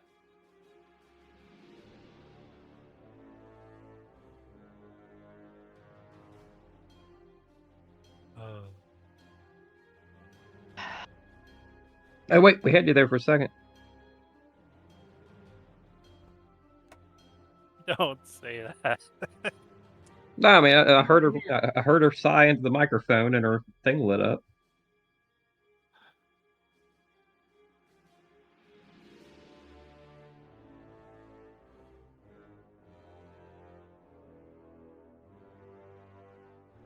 Says Ignore the Alright, monster just a moment. upstairs. It's just scared.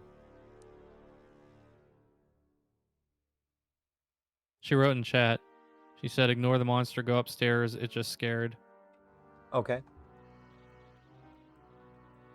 Sure. Go for it. Open the door. Head on out.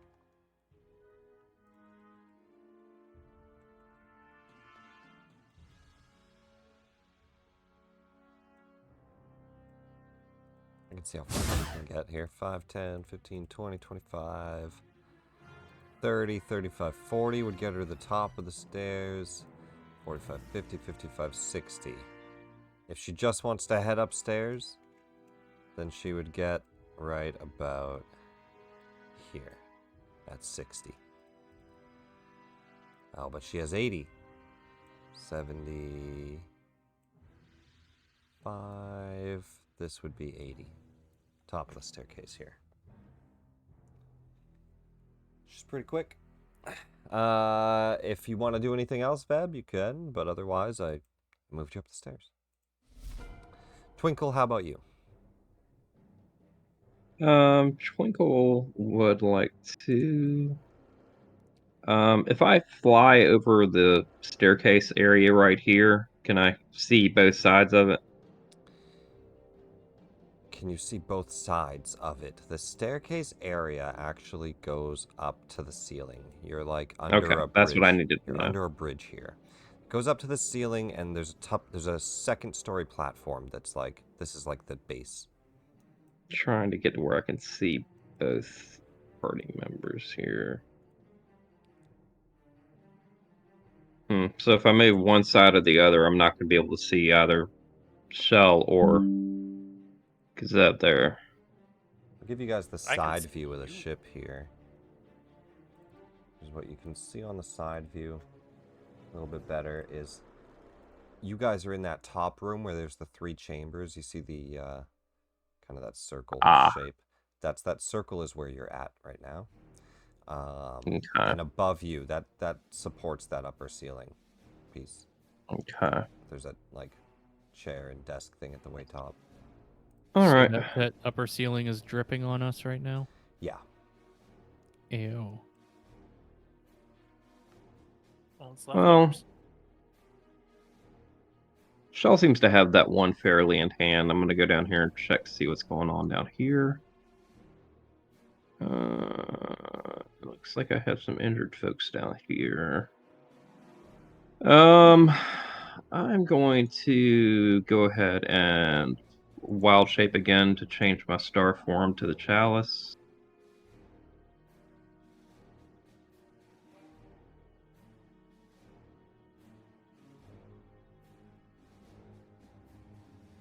There's enough thing I activate on here to do that. It just does that. Okay. And I am going to take a look at my spells.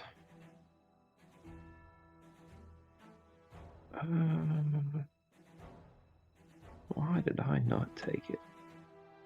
I was not prepared to be in this kind of combat. Okay, I'm going to then move. Let's see, 20 over to here and cast. Wait. Let me zoom in here so I can see.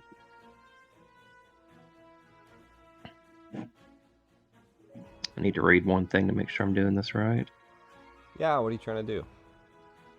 I just need to see whether or not I need line of sight or something, and I don't. Okay. I'm going to cast Cure Wounds on my boy USBC here. The Chalice Heal for a D8 plus your Wisdom mod.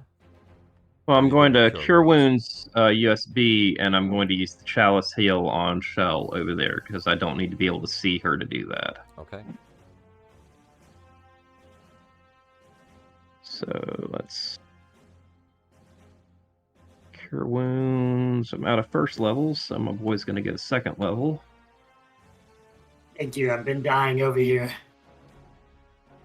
Literally.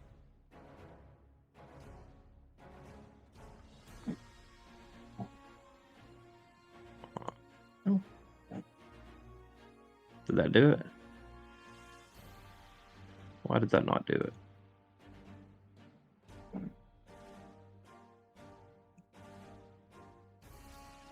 You gotta click the healing button. I did. I thought I did. Hold on. In chat. Ask what level I wanted to cast it at. Yeah, in chat, there's a button called healing. In the chat box. So I turned off the modules that make things auto do things. So if you look at chat, at the actual chat in Foundry, there's a button. A button for healing. Right under Cure Wounds. You just casted it and it says healing. There's a button. Oh, I see it. Okay. I got you. Yeah, there's chat buttons for a whole bunch of stuff. For the saves, for a whole bunch of stuff, there's chat buttons. Alright, so 10 healing onto USB. Thank you so much. The Chalice Heal. You're welcome. We'll do...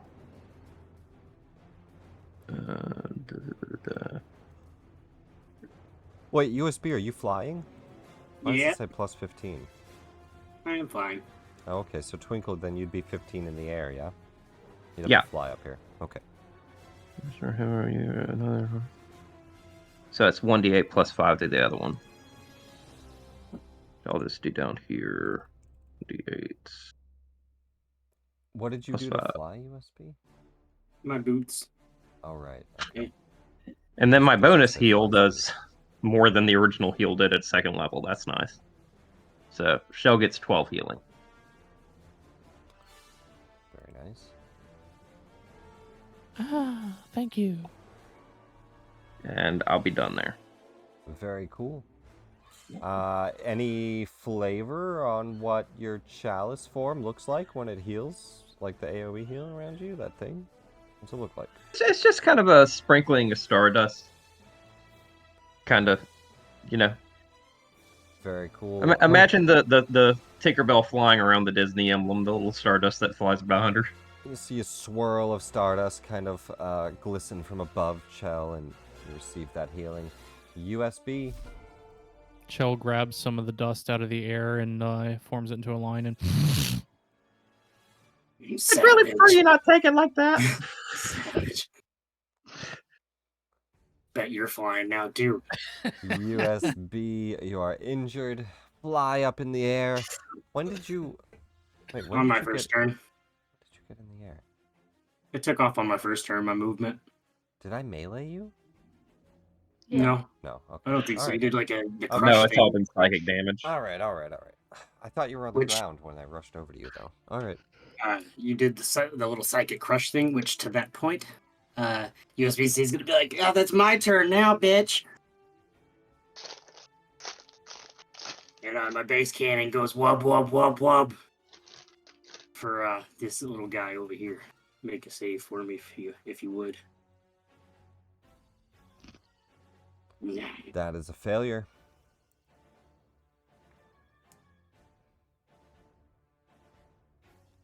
Psychic damage, it takes half. 5 damage. As the base cannon goes off, though, USBC is gonna like move back 5 feet. That way. Does it play Venga Oh, Bus?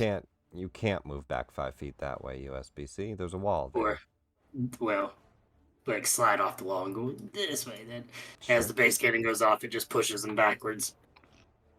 He's so small. Does it play Venga Bus?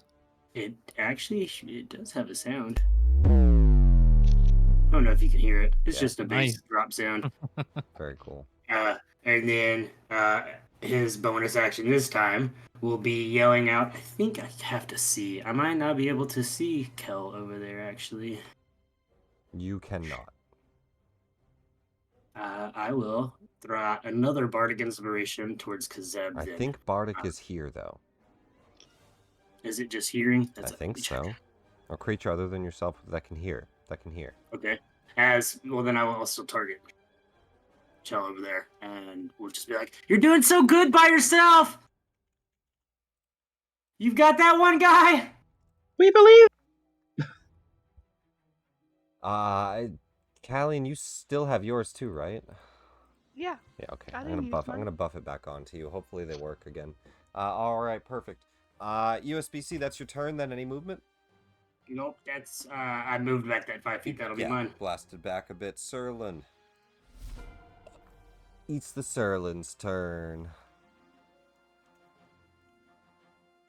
Yeah, we'll go for... This one was hit by you. Yeah, it was sneak attacked by you. We'll go for a bite and 2 claws on you. And he'll just get this +2 in here from his ally. And then we'll do 2 claws.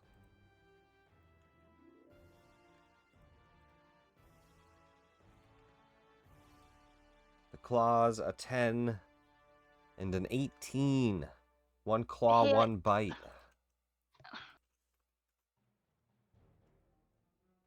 7 damage from the chomp. 4 damage from the claw. Chomps down onto you and starts to scrape across, getting what damage he can in, but you've badly wounded him and he's kind of struggling as you see him just kind of trying to eat you alive. Chell. I don't remember. Do I see through my Echo's eyes at the same time? No, that's a thing you can do, I believe. Right? Okay, yeah. Because I'm wondering, like, how do I order the Echo to come up the stairs if I can't see it? It doesn't disappear when I can't see it. It's just... you just call it up. It's underneath you, right? Mm-hmm. Can I ask why you would use the stairs? It's incorporeal. Oh, it can travel through? It appears from the below, right up to you. Okay, I didn't know it could go through walls and stuff. I think it can, can't it? I know it can float. It can Magical, be anywhere. translucent, dismissed or destroyed, manifest an echo. It's the same size as you. Oh no, it does occupy a space. No, you're right. Yeah. 30 feet, any action. No, you're right. You're right. You would have to run it up the stairs. So then... Which begs the question, how would I do 5, that if 10, I can't see 15, through it? 20, 25... Well, you You were can just command there it. when you left it, right? So it's like an echo of you, right? So think of like you walking up the stairs and you stop your echo early and you keep walking. And then when you get up here, it just like follows you up the stairs. But that would get it right about, so that'd be 5, 10, 15, 20, 25, 30 gets him to the top of the stairs. Up into the room. Him. Her. It's not a her either. It's And it. it's a translucent copy of you. How dare you tell my echo how it identifies All right. itself? The echo. It. What do you want it to do? It's not a person. She, her Jesus would like Christ. to first attack this thing. I will not identify your echo how you please. I will identify your echo how it reads in the bigoted. description. No, what would you like to do? Glavy glavy. Who? Your echo's way back here. This thing. Chell is gonna glaive it. Oh, okay. She moved her echo up. Oh, okay, I She's understand. gonna glaive that thing. I thought you were trying to do an echo thing. No, you're good. Do an attack. She will. She will. Don't worry. She will. 19 to hit. And then now, Nope. Now hex damage. right. D6. I like the defeated. Right. Forgot. I'm sorry. 9 damage. You slice through. Now what? And then now, she will teleport and swap places with the echo. Cool. Who goes there, and she goes here. And turn over. Beautiful.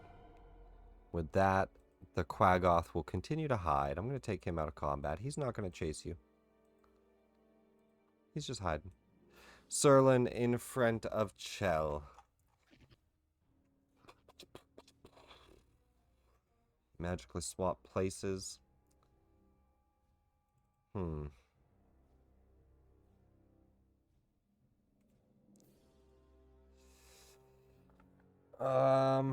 Yeah.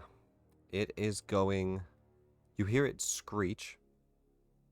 I mean, is it smart enough to know that she swapped places and that it's not something it can attack? It surprisingly knows what you did. I can explain after, but it's going to claw at this thing because it is in its way.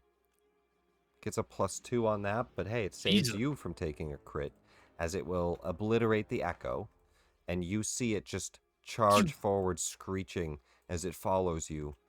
It still knew exactly where you were. It's going to do one more attack and then a bite. 20, and then a chomp.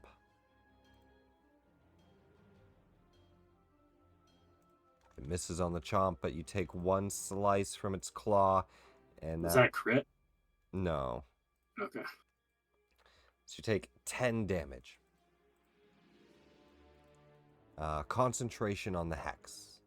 Save.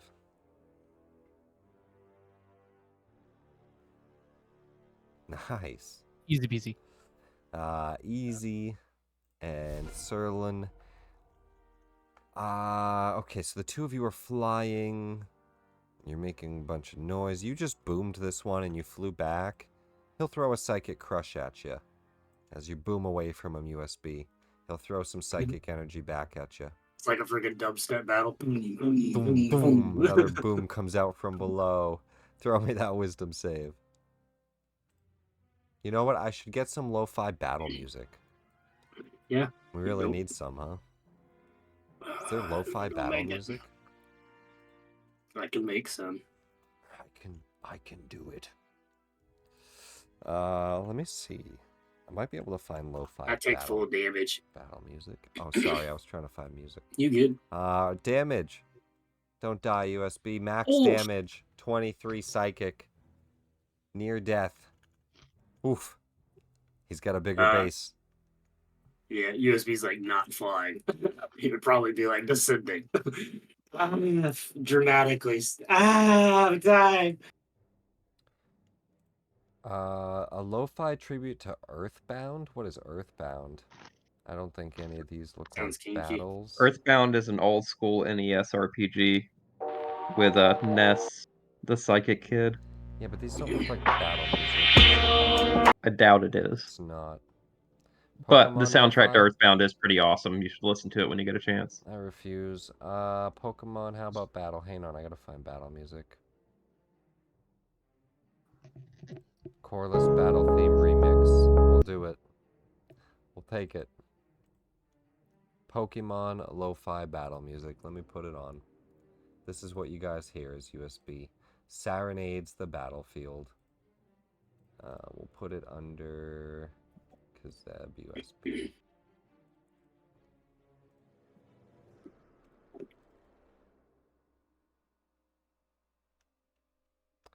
Loading, updated. Save, update, go. Alright. The Surlin blasts you back, USB. And we are gonna move. It's, I mean, it is where it is. It's a sandwich between people. Xaryxis.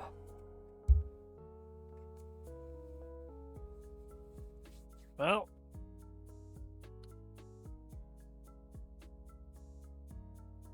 gotta try to save USB by removing hostiles. I attack.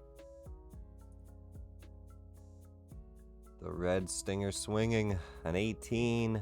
26 to hit. Darn it. It's one away from your special stuff, I know. But it hits. Yeah. 12 damage. That finishes him. You don't need any fears or anything. You slice him in half. But then I move forward to occupy the space and continue the onslaught.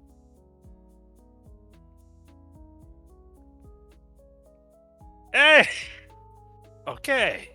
Nice. 27. I got it this time. That's a 19, Resolve damage which means first. if he survives, he has to make a wisdom save for a frighten effect. Very cool. It's a couple things, actually. Let's do the damage here. 10 damage. Alright, what's he gonna do? Alright. DC 14 wisdom save for frighten. DC 14 dex for more hamstring. damage. Or movement speed cut in half. Alright, dex save, normal. Wisdom save, normal. Fail and fail. He is frightened. What's the dex one? The hamstring? His movement speed is reduced by half. You chop off some of his legs. Yeah. Until the beginning of we'll make a hamstring effect later, but very cool. I'll make it in a moment here. For now, let's just add frightened. Let me make a hamstring effect. Go for it. What else?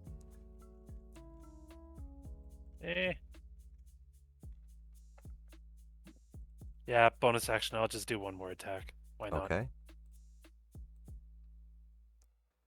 Let's find something for hamstring. Just in case he didn't need to do it before. But, nah. Hamstring. Boom. 27. There. Oh, God. Yeah. Alright, Just 9 in case more he didn't damage. save it the first time. Then, that's the end of my turn. Very cool. You slice twice. He is frightened of you and slowed as you chop off some of his legs with the red stinger just slicing underneath him, and half of his body kind of slumps down. He starts to try to drag himself away in fear. This Surlin, and Shell ran off. He sees you messing up his friends. Let's go for that. He's going to try to psychic crush you as you just see his head turn towards you and just make some chittering noises as you need to make a wisdom saving throw or take the full amount here for not too bad. Alright, you save. You're only going to take 4 psychic. Easy. He'll stay where he's at, trying to get at you. He's trying to get into the way of his friend there. Callion. So. He is not fairy fired. The top one. The top one's not. This one you have advantage and he's frightened, but he's also fucked up. He's losing legs, he's bleeding out on the ground. Like, Kazeb's just cutting his legs off and stabbing him. Bardic Inspiration is a what? A D8 for this level? Yep. Does a 13 hit? I'm guessing not. You think they're not too hard to hit, but yes, actually it misses. So yeah, you would. Oh, you have a +2 from flanking. That would make it hit. That would make it hit. Okay.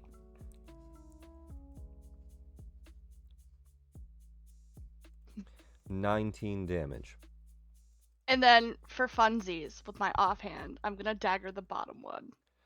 For funsies. Now do you have magical inspiration yet? Maybe not.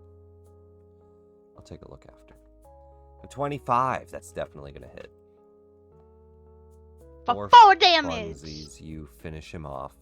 Or funsies. As you slice forward into one of them, getting a pretty severe cut into him, you pull the dagger out and twist another dagger into the one behind you, finishing it off. A pretty efficient killer, Callie. A pretty efficient killer. Veb, microphone working? Oh, hello. Yep. Well, I've I've run you up the stairs if that's what you wanted to do. This would be Which the way's staircase to noise? them.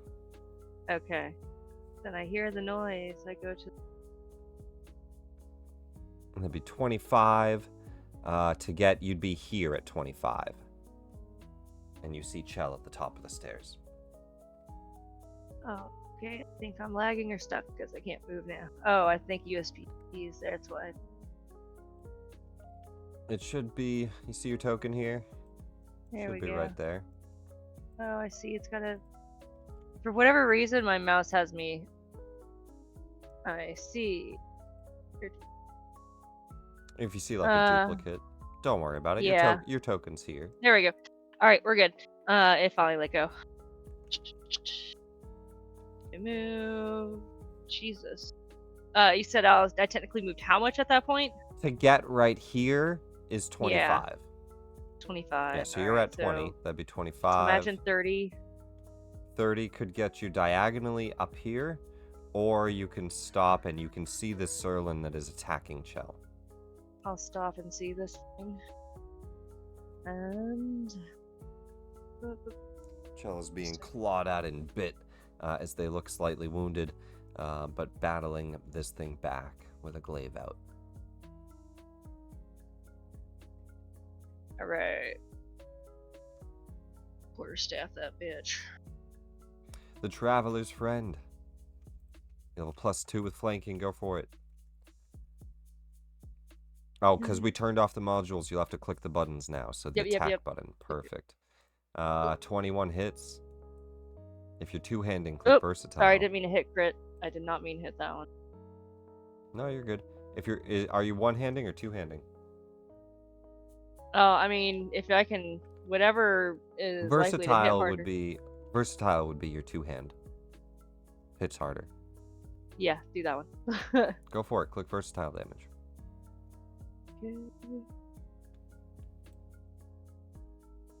Normal. Very nice. 9 damage as you bludgeon him over the head. It's one hit. Okay, and then I'll go ahead and see. Movement's free. I'm not in Pathfinder. It's okay. It can't hurt you anymore. Okay. Now I can attack more than once.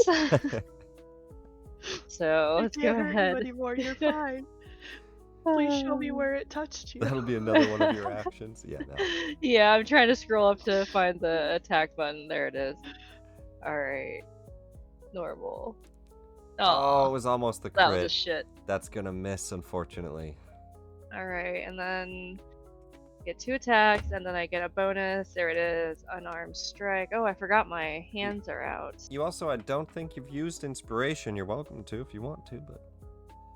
I think it'll be okay. All right, unarmed strike. That'll hit.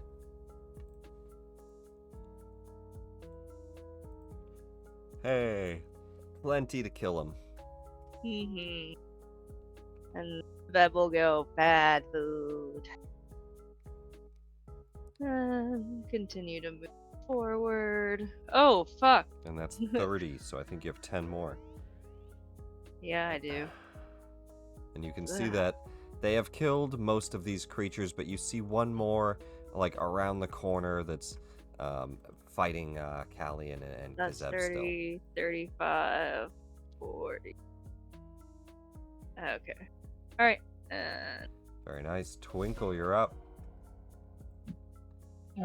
Twinkle, seeing USB again has gotten fucked up here, is going to cure wounds on him again. Pieces just falling out. Go on without me. We're not going anywhere without you. Stop it. Stop it.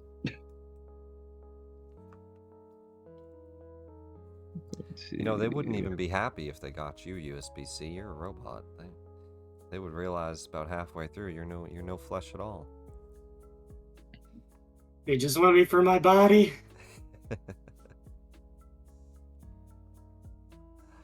Hey, 75320 healing. Damn. Hey, thanks, man. I feel way better again. Yeah, you still And feeling... then I'm getting a little nauseous, though. Not gonna lie. we'll throw Shell the extra 1d8 plus 5. I don't think I can throw up, but I feel a little nauseous, I think. Nuts and bolts just come couple out. bolts fall out. You're Look like, at that. didn't need Then those, 8 to right? Shell. 8 to Shell. Very nice. Thank you. All right. Then I'm gonna make sure nothing over there knows I did that and move way out. You start to fly up. As you're at 15 feet, you actually start to see this balcony. So I'm just going to scoot you right here real quick. As you see a dead mind flayer beheaded on the ground there. Oh. Yeah. That's what you see. How far did I move? You were only right here, so that's 5, 10, 15 to one of these squares. I'll go ahead and move over to the other that dead mind flayer over there and check that out. Okay. But that'll be my movement. All right, then. So, yeah, this would be 15, so 20, 25. You see the corpse of a mind flayer, and sitting next to him, Twinkle, it like loosened from his hand like it just rolled out, is this crystal. Okay, I'll take a look at it.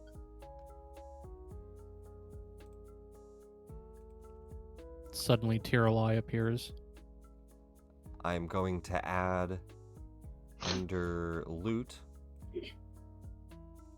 I'm just going to add purple crystal. Okay. You don't know what it is yet. Right. So we'll And then I'll be done. that. We'll identify that later. USB-C. Well, after noticing the psychic damage is going to be, just, it's one of my only things, but I'm going to try a little bit something else. Something Celestian taught me.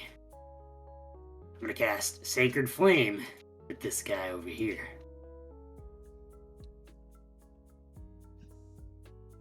You got like As one you guys- cord that glows or something? Yeah, as you see, he's going to cast it as he begins to throw it. It's going to be like a little Mario Star, 8-bit Mario Star looking thing. He'll throw it and chunk it over that dude's way. Very cool. I don't know why that's me making that save. Sorry.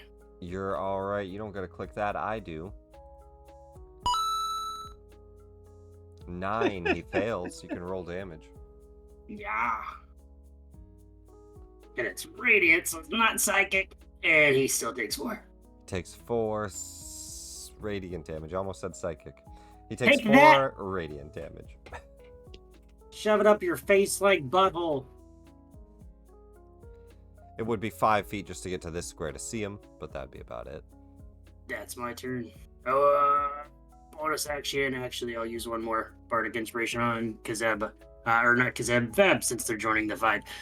Hey, good to see you again. Yeah, well, that's all I got.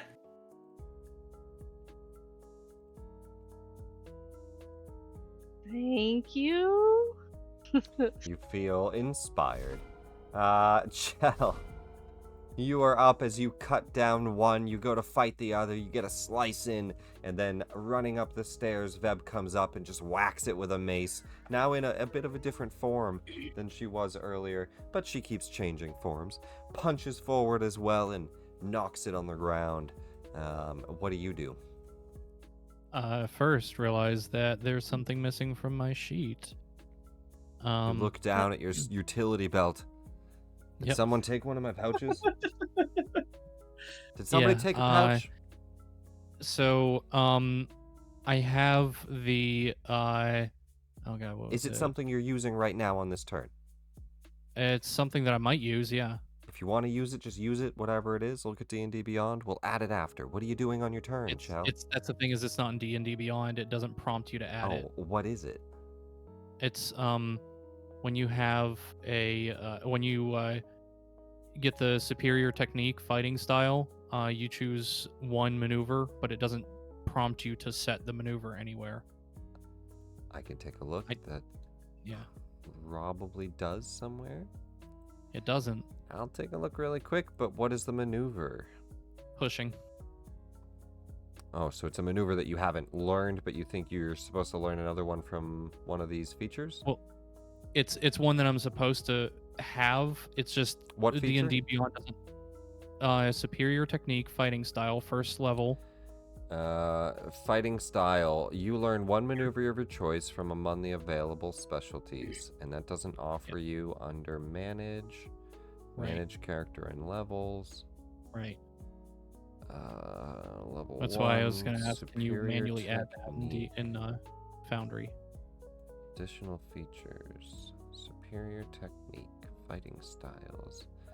Superior technique is chosen as the fighting style. Wait, I'm confused. You learn a maneuver of your choice. So it doesn't give you the choice for the maneuver? Wait a minute. First Yeah, no. First level. Really doesn't? Fighting style options. Wow, it doesn't. Okay. Told you. You didn't believe me. Told Of you. course not, because it should. No, I didn't lie. That's weird. But you didn't believe me. Does a 15 hit? Yeah, we'll have to add pushing to your sheet. Yeah. Yeah, 15 hits. And you have flanking. Or no, you don't. Your range, or your, reach. But, 15 hits. Okay. So... Max damage. I'm actually gonna do that from this angle and push it that way. Let me just read the techniques. What does the pushing technique do? Up to 15 feet. Yeah, does he have to make a save or anything? Or you just push him? I think it's a does it say strength. any direction? Let's just read it really quick. Because you don't have it to share, I just need to know what it does. Exactly. Wizard, Warlock, Fighter. There you are. I was looking for Warrior. Don't blame me. I've been playing a lot of WoW. Fighting styles. I'm blaming you. Beginning extra attack, optional class features, fighting styles, push. Where's push? Push, push, push, push. Control F, push.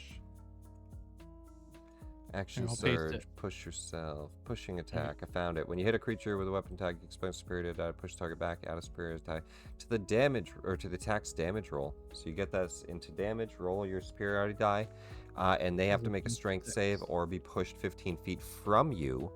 So they would be shoved from you. I would say the only problem with that, I'm in the way.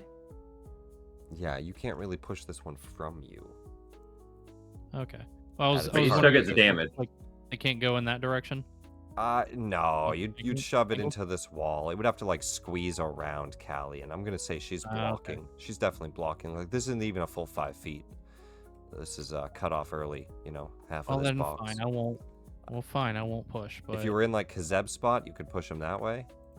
Well, no, still push if you want to, because you still get the damage. You still get the damage dice. You could do a different one, but I mean, that's the only superior technique I have. But oh, okay. yeah, nah. And I won't push. Just with where I'll he's just- at, there's not much of it. Like you could push him into this corner. Nah, there's no point. I was trying to get it away, So it'd have to like run around the stairs to come back at me. Nah, this is like a little tiny. Yeah, okay. But if he could be Alright. pushed through, he could obviously run right back through too, right? If I would allow him to be pushed, I'd allow him to come back. Yeah, I didn't know if as forced movement, can they be forced through an ally? No. Okay. No, you can't force them through Then- things. Okay. Then no. Then never mind. I don't pushy, but that's my turn then. Actually, no, I take that. I mean, I'm going if you to do the manifest attack, an you could echo. still potentially kill him and with the damage dice.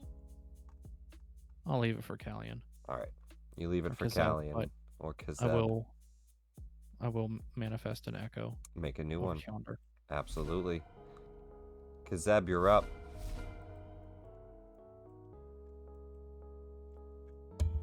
Just to get a better swing at him.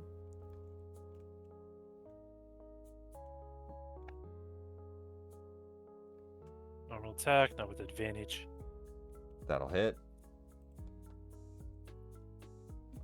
That'll finish this combat, Kazeb. Yep. You can describe how you do it as I take you out of initiative. Yep. I will twirl the red stinger around and a quick slash to right around where the neck should be. Just creates one more wound and kind of severs, and it just leaves its weird neck just dangling on its body. English is breaking. Brutal. You find these dead worm-like creatures in the ground as you've cut them all apart and killed them. None of them wearing any type of clothing or anything. Just these dead worm-like creatures that you guys can roll nature checks on. Veb looks around like, is that all? That's it. Hey guys, I found a dead mind flayer up here. Wait, one more below. And I've there's seen one these more. things before. Different. Sure, yes, be sure. Chell, you've been told of these things. Taught to stay far away. Surlins. Aberrations from the far realm. Worm-like malevolent creatures that live on the astral plane. These, from what you've been told, these must only be babies. Normally, they're large enough to devour you in one bite. This thing barely nibbled on your shoulder.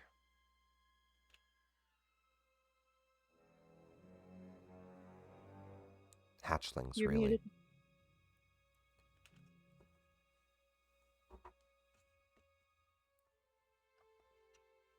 Twinkle, do you still Chell's have gonna best Chell's gonna kind of look around and poke one with her No. with her glaive and be like, Get back here. these sweet. are just babies. They get much bigger than this, which means there's probably a mother around somewhere. Speak out of where you're going, Veb. Oh, Veb's gonna wait at the stairs. Twinkle, Hey you said guys, there was a dead mind flayer, dead mind flayer up there. You had this crystal on him. and you picked it up The mind Yeah, it was flayer. shiny. barehanded. There's Nah. more dead mind flayers below, and different. You know, you're the one with Maybe worm good goo all food? over you, and you're over here complaining about me picking up a crystal that didn't have worm goo on it barehanded. I have worm goo on me. Veb shrugs and goes down the stairs. Eh, I go downstairs with that. You're recovered. Whoa. Hey, Twinkle. Yep. Before you run too far, could you let Commodore Crux know what we found? USBC, hold still. I'm trying to cast Mending on you, good sir. Thank you. How many stairs are there, It Veb? requires me to sit still for a minute. Veb pauses to chew on a corpse, waiting on Callian. Or dissolve, I guess, a corpse. Anyway, and then continues walking. Whoop. Ow. Smacks into the fucking door. This way. All the way down. Twinkle, one more set.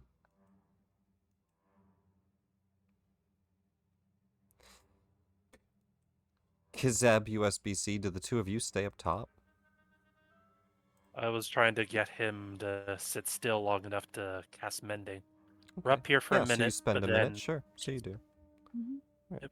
You can heal that mending amount, whatever it is. It's in your racial features, by the way, good I sir. think it's my hit dice, right? Whatever Yeah. it says in your I'll check it. racial feature there. In the meantime, Veb pseudopods are going to open the door and kind of point. Uh-oh, I think it's locked now. You all see... Womp womp. Oh, it's open. You all see Oh, there it Veb opens up a doorway and something scatters to the back, hiding. And you just hear it kind of heavily breathing, hiding behind some crates. It chit-chats, don't speak. And what you see down here is what basically accumulates to a slaughterhouse. Just a whole bunch of dead bodies, blood all over the floor. All of the prisoners have been killed. You believe they were all, just looking at them, Mind Flayer thralls. Prisoners of Veb the has Mind Flayers. done the task and will now start cleanup. And indeed, you all see this breastplate on the Mind Flayer. Though it is of the Mind Flayer's shape and type, it does look rather nice. Does Chell with that perception notice the cuffs in the cell? Chell, The plot device? I'll ask you if you need to roll a perception for things. You notice what I told you. So she notices the cuffs? Yeah, it's not a problem. Oh. That's not something you'd roll for. That's not a major issue for you to see them, you know. It's not something that you could fail on. She might want to grab a pair of those cuffs or two. They could be useful at some point. You see that it looks like they've unfortunately malfunctioned and broken in the plasmoid's goo after it died. Shattered. Get the hell out of here. I'll let you know if you find an item. No. Damn, okay. Hey, you opened the door. I'm just walking through. No. So again, I'm sure they had a way to imprison plasmoids, but not. In fact, actually, you just see they would probably be mind tadpoled, but no, there's no extra item for you to pick up there. You see, a Kragoth is hiding in this back room, and he looks scared. He speaks Undercommon. As you all enter, he says, "Estala, Mistala, Vestava." Chell's gonna try in the languages she knows to, and also like give hand gestures of like, we mean no harm. Same. I elaborate what he said, just louder. Sure, one of you can roll a disadvantage persuasion. I can roll it. Can I do a nature check on the eggs that are in the room? You can indeed. You don't even need a nature check. Between what Chell has mentioned, and as you're inspecting them, it starts to become quite obvious that those hatchlings were hatched here on this ship in the cargo bay. They were transporting Surlin eggs, and they hatched. So these are already hatched eggs. Looks like they're recently hatched eggs. But there's not like more unhatched eggs in here. Nope. Oh, okay. Again, those were hatchlings. Right. I just wanted to make sure we didn't have, future hatchlings hanging out down here. No. Alrighty. Does anybody take the breastplate? I'll take it, but I won't wear it. I mean, it's up to you if you want to take it off him or not. Looks magical. Hey, Zeb, you want to put that in the bag of holding if no one else wants it? At least for now. I could do that. You can maybe smelt it down and tinker with it. Does no one in our party wear medium armor? I can't. I can actually wear medium armor. just not wearing it right now. I can make Actually, went on myself my be way to able to buy wear it. Would you like me to put it in the bag of holding? Yeah, just throw it in my bag of holding. You got it. I'll take time after trying to help the party communicate with this Quaggoth. You search through the rest of the cargo. You don't find too much of use. There are a few rations you think you could bring back to the ship. Yes, it's supplies we were promised to bring back. Likely the little bit of food that they use to feed their prisoners. You've not searched the whole ship. No, but what Shell has told me, I'm not sure we want to. Who are you talking to? Myself. I do that sometimes. No, you're We'll correct. go up and see 'cause, what's in the rest of the area. But we calmed this guy down, I think, maybe? Chill? I don't know. Did I? Or did we? With that persuasion? On a 20 disadvantage? Sorry, I didn't even notice it. Absolutely.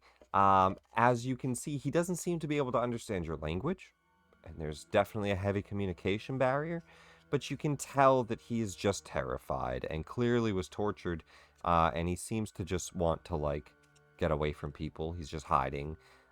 You try to calm him down, but he's mostly... You be able to survive here? No, I mean, he could eat the bodies for a while, but eventually he would run out of oxygen. Guys, do we bring him with us? No. Okay. Yes. Okay. don't listen to Vib. How big are you making your zoo? We're building a zoo. You have like Is- 60 people in back. Well, I don't consider people like livestock or animals. I mean, they are kind of animals, Oh. but I don't eat them. I mean, I'm not judging you if you do. Do you want to eat this dude? I don't really care. It's up to other people. USBC. What? I don't know him. You Damn. can't just. They look kind of menacing. Twinkle's wandered off to go explore the main deck. Twinkle. Feb Just- considers it, but shakes their head like kind of little pseudopods reaching out, touching all the different corpses. Full. That's fair. Twinkle, I'll let you know I if mean- you run into anything. I don't know if I want to leave it here. I feel bad. It could just die, starve eventually. It communicates a language, right? Most of the main ship looks pretty empty. It communicates. Yeah, it definitely seems like it's communicating. I don't know what though. Definitely sounds like a language. Just not sure what.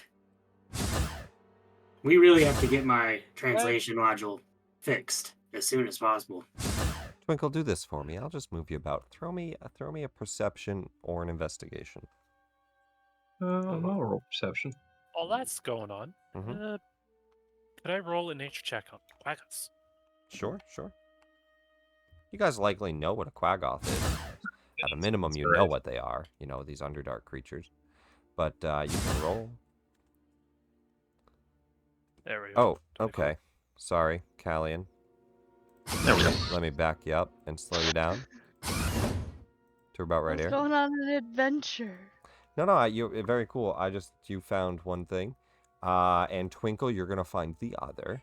Which, when you fly back up all the way, Twinkle, to this deck, and you go up to the Dead Mind Flayer, there's more dripping. You go to the top, and Kazeb, I answer yours as well in a second on the nature, but as you fly to the top, Twinkle, you see another beheaded Mind Flayer sitting in front of a whole bunch of screens and monitors and crystals. And we'll get to that in 1 second.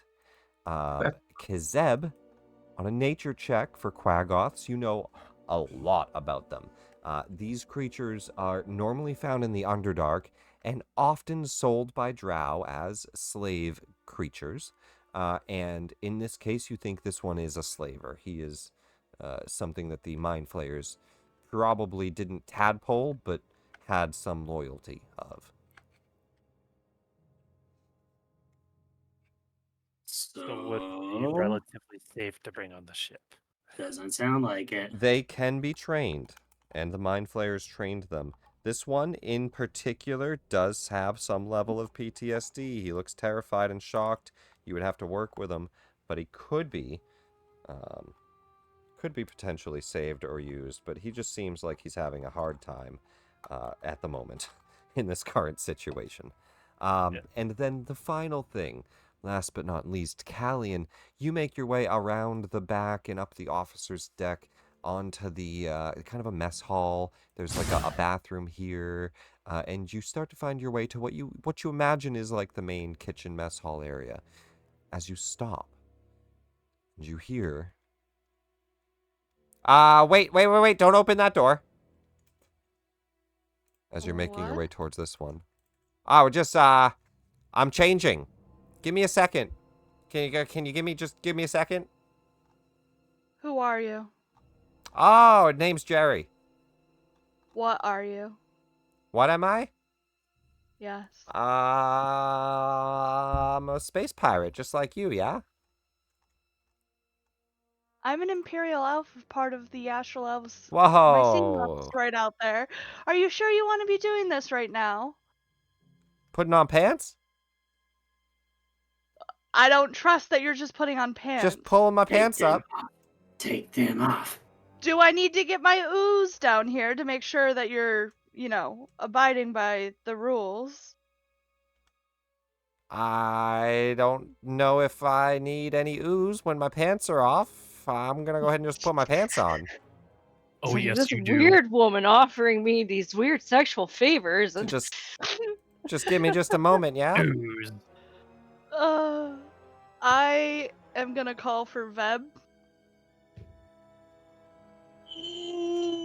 Deb is too busy using little phalanges to wiggle over corpses and absorb and suck them, melt them It up. does sound like it's coming from right around this corner, though, Veb. Up a staircase. She is much closer than the others. Would you go or would you ignore? Feb would briefly ignore, but after a few more yelling, reluctantly move on because the vibrations are annoying. Which way? This way? Through this room and up the stairs. That's where she's at. Right up that stair right there. You go up into this... Oh, you went a little too far up the stairs. Right there. Up into this, like I said, a larger mess hall. You see, like, lockers. You see some stuff in a chest. And yes, that room is filled with corpses and a lot of blood, and we'll get to that. But you hear That ripples in excitement. As you open up that door, you're like, there's way better stuff over here.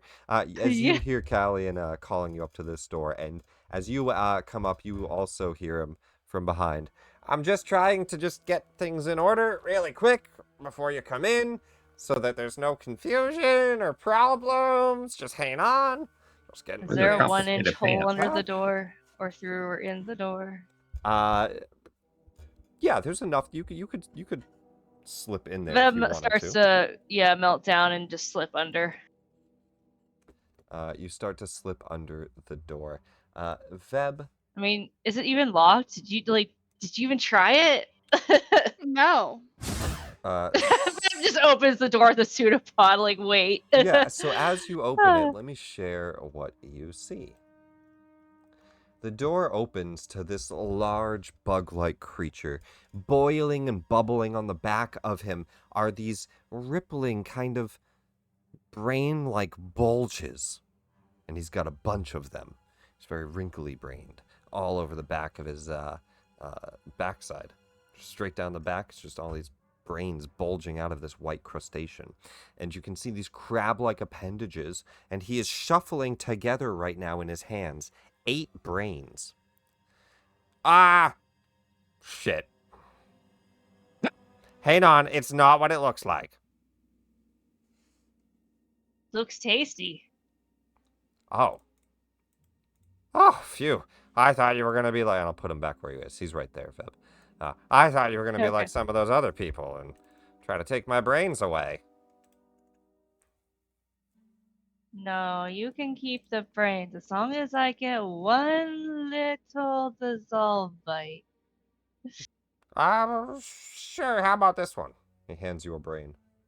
Yeah, Bet will like hold it and like the fingers will just kind of ripple for a minute and like little phalanges, just like, huh, interesting. And then like you see like it dissolved a little bit and just hands it back. Oh man, you guys are much nicer than those Surlins. Hey, they're not still here, are they? They're dead. Huh, good. Sensed something, but they were real weird ones. I couldn't tell their brains were in their head.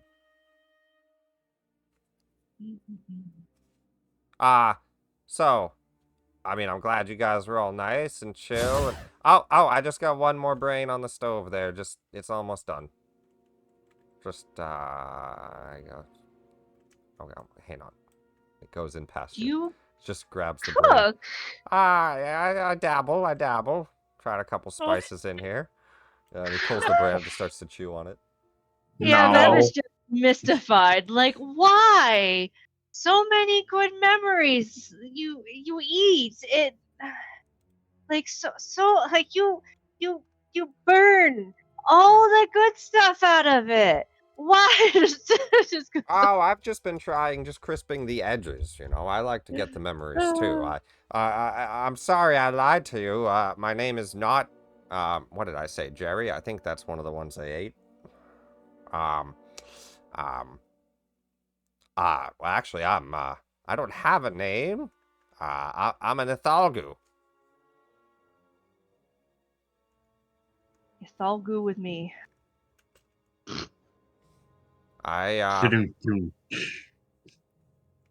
Well, friend, I don't really make friends normally, so do you guys mind if I Me just either. could I just leave? I mean, we're just gonna leave, so leave together. Right, you're not gonna like try to stab me in my back when I walk away or anything weird. Veb like holds up limbs, looks at quarterstaff, like no stabbing. Well, sure, but He just walks past Callie and just starts to like, melt ooze shuffle by. he kind of quickly Go into the picks up all his brains and he looks at you, Callian. What about you? What about me? Are we chill? You're worried about me? You think I can hurt anyone? Yeah. In fact, you're kind of scaring me right now. What are your plans? Where do you plan on going? Find the next place to harvest some brains, I guess. the fuck? Not you. I found something. And we'll You'll pause. leave our ship alone, right? I don't normally take a fight I can't take, you know. I'm not going to take on the whole ship. Is this supposed to be a water tank? It's actually not. We'll get to that as you Oh, make okay, your I'll way wait. towards a pool of some caustic slime. But we'll get to that in a second. Chell, you're looking around the ship as you can hear Twinkle fly up to the top. And Twinkle, you find a beheaded mind flayer. It's sitting slumped in a chair looking at these monitors. It's their navigator. But he's dead. Gee, I wonder what ate its brain. You see no head. You see no brain. You see a clean cut. I'll take a look over the body, over the instrument panels, and see if I see anything of note. Sure, throw me an investigation. Not my strong suit, but we'll see. We need a 15. We got an 8. Nope. This looks like a beheaded mind flayer. As you start to take a look around, you push the body aside. You start to see its chest cavity move. Did it just take a breath?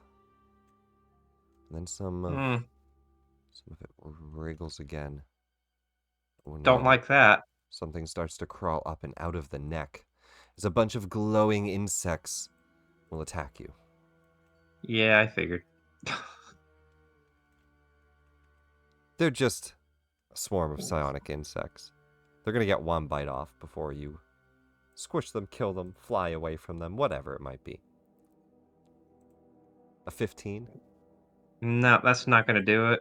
And I'm going to go. Flutter up away from them as they start to No, come out. no. whatever. They're getting thunder waved. I'm Yeah, not getting swarmed by insects and not responding. Absolutely can kill them. That's fine. But as they go to bite, you dodge out of the way. That's all I was saying.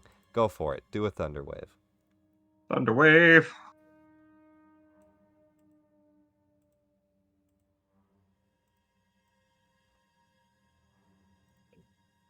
Fortunately, I'm out of spell slots other than this one, so they're getting second How level. to Getting tell blasted. the entire ship where you are?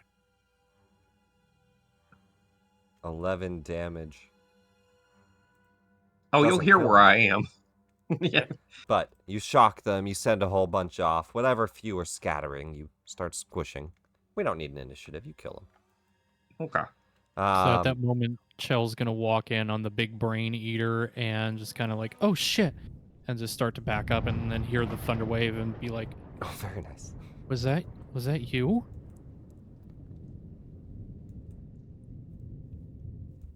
Do you talk? Callian has left across into this room, and yeah, you just walk up. As you come in, he turns around. Chell, you haven't seen this creature yet, so you walk into the room and you see this large, brain-like creature, about 13 feet tall, 8 legs, or 6 legs, spider-like, with 8 brains in his hands. Ah! What happened to your face? She's wearing a kabuki mask. She's just gonna be like, you're not going to attack me, are you? We just talked about this. Man, you changed really quick. How'd you do that? I don't know what you're talking about. What? I'm just gonna go now. So we're good then? Just walk Think away. so? Think so? You step Bye? into the next room, and as you Oh my turn God. away, you just see a floor of red. All of the rest of the crew slaughtered and killed on the ground. Looks like a major battle. You see a couple of things. Anything useful? You can see Mind Flayer corpses. You can also see what looks like mostly human corpses. And there is 1 or 2 dead Neogis. As far as Nope. corpse loot, there is a bloodstone ring. Other than that, I'm going to just show you guys all of this. Give you guys access to loot this one. As you should be able to double click corpse loot. And I'll make Nope. food stuff Oh the yeah. same. Food stuff you can also double click as that's full of rations. That's up here.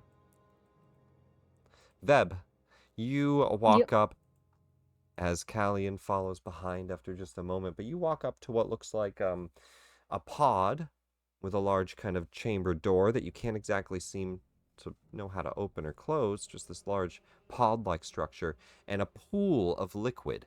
And this strange caustic pool is kind of glowing a bit, and you take a look around inside of it. It just looks like an empty, strange, bubbling slime. Veb is gonna use a pseudopod to touch it. It feels kind of warm, kind of thick, syrupy. Is it acidic in any way, or is it just slime? It doesn't Just the feel acidic.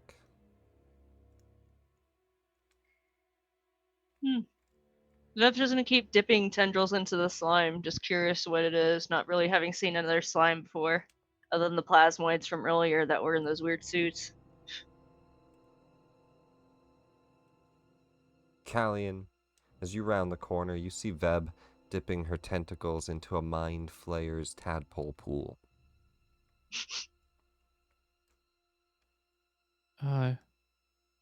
Hey, Plasmoid, what was your name? Veb. You probably shouldn't do that. Why? mind flayers are, well, they infect you. And that's how. That pulls away for a minute and just kind of looks around and kind of shakes the the stuff off. They Twinkle's have going these- back to the lamprey. Twinkle is done with this disgusting ass ship. You guys just hear from the other room. All right, I'll see you guys later. Fucking weirdos playing with the goddamn pool. What are they doing? All right, he just leaves. As you guys see, Jerry starts to head out. He's going to walk past, hilariously enough, USBC. So as you two are down here looting, you just see this huge white crustacean-like spider come through and just ow, there's more of you. Okay. Monster! How you guys doing back there? Not a monster. Okay, you're kind of ugly to me too, you know. You don't look that What? pretty. I don't think you look What good do you either. do? Where are you going, Jerry? You know, your One friend's not the nice. You know, you could really learn nature some check manners. on Gary before he saunters off. Start squeezing up and through. You could roll a nature check. A 20. Investigation. hear Oh, Twinkle that's from the not a deck. nature What the check. A fuck is 19 that? nature check though. It's Oh, a no, that was monster.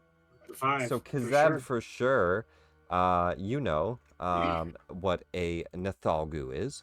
Nithalgus are aberrations. They are from the far realm. However, these creatures in particular are not evil. They're neutral. Chaotic neutral, but neutral creatures. Not known to cause problems, not known to group up, not known to attack. They are Bad known way to to collect lie. brains and memories. And they How will do you spell take that your race? brain if they can take it. Yeah, that's. Yeah.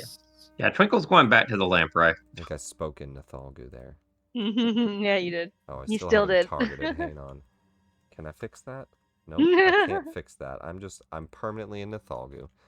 Let me try there. Oh. Yeah. Well,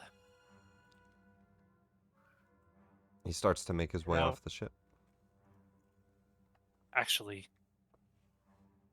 Does he just USBCI. like float in space? Yeah, you see as he jumps out into space, he just kind of starts to float into a direction. But not the Maybe on my direction of the wayward lamprey. son. Not the direction of the lamprey? No, he doesn't look like he's attacking the lamprey. He's just like, he gets up to the top of the deck, and Callie, and he looks to you. He says, I appreciate all your understanding. You know, most people would probably have tried to kill me. Next time, put pants on. Oh, it's a joke. You're joking. You're joking. You and Bev got that one. You just hear.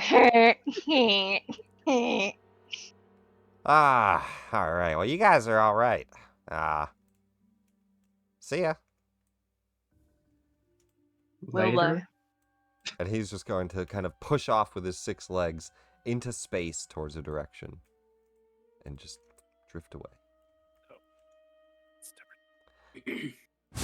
USBC, Kazeb, you guys trying to get the quag off or something? What are you guys Yeah, doing? I was actually going to use telepathy to communicate with it Oh, there you go. and try to convince it to follow us. As With far as I'm aware, telepathy- looking into Yeah, as long as he understands the language.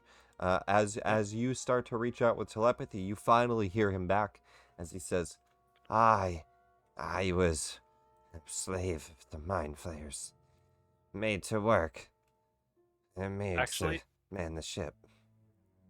Nick, on that note, that was actually something I wanted to ask. Yes, Didn't specify that they can communicate back, if you but telepathic bond with them, they can. all right. Telepathy is back and forth, you're fine. Yeah. As long as they know a language, telepathy is if they don't know any language, then it won't work. All right, perfect. Hoorah. Yes, we are We have a ship and we are going very, very far away from here. Somewhere safe. Would you like to come with us?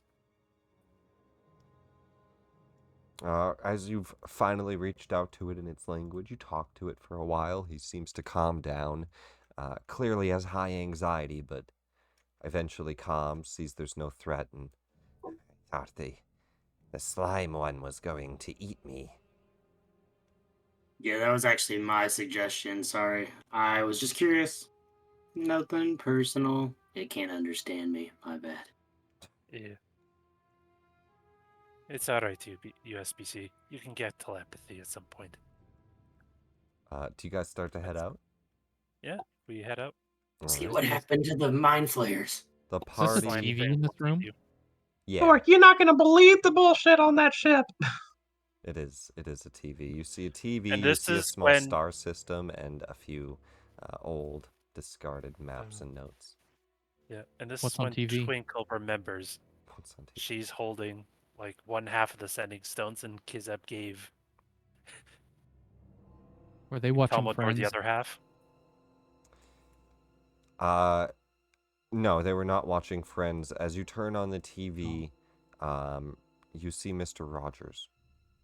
Oh, Make of that why what is you will. he? Why is he taking his shoes off and putting shoes on? Why doesn't Hello he there, just- neighbor. why As doesn't we he just wear move, the same shoes? zooming out and into. What is the name of Commander Crux's ship, I wonder? I don't know. Callian? Oh, You guys all start to climb onto the deck of the lamprey. Commander Crux, Commodore Crux greets you all. What did you find down there? We found a bunch of beheaded mind flayers and a bunch of dead bodies. I found this crystal. And another mouth to feed. Indeed, as you pull the Quaggoth out, he says, "Oh, Quaggoth. Why, It is an unusual mouth feed, not what we're expecting. You might actually know what happened here too. Other than the Oh, that brain guy wasn't a guy. He was an ass worm. Oh yeah, there were ass worms. They fucked me up. they Ah. weren't ass worms. Well, I don't know what they were. I don't have a They looked like dictionary on ass me. worms. what of supplies? The mission? Oh yeah, we did get I some found a supplies. couple. And she pulls out the rations that she found, and she Good, also withdraws a bloodstone ring, and she's like, and I found this. See. There's quite a few beheaded mind flayers. Beheaded. Well, let's just get those supplies and get them onto the ship then. No need my to mess God, around. So cute. I'm gonna delete the rations from my inventory. Yeah, any amount that you take as you guys start to load up all of the ships here. You see that he, it takes like 10 minutes. I'll pass a little bit of time.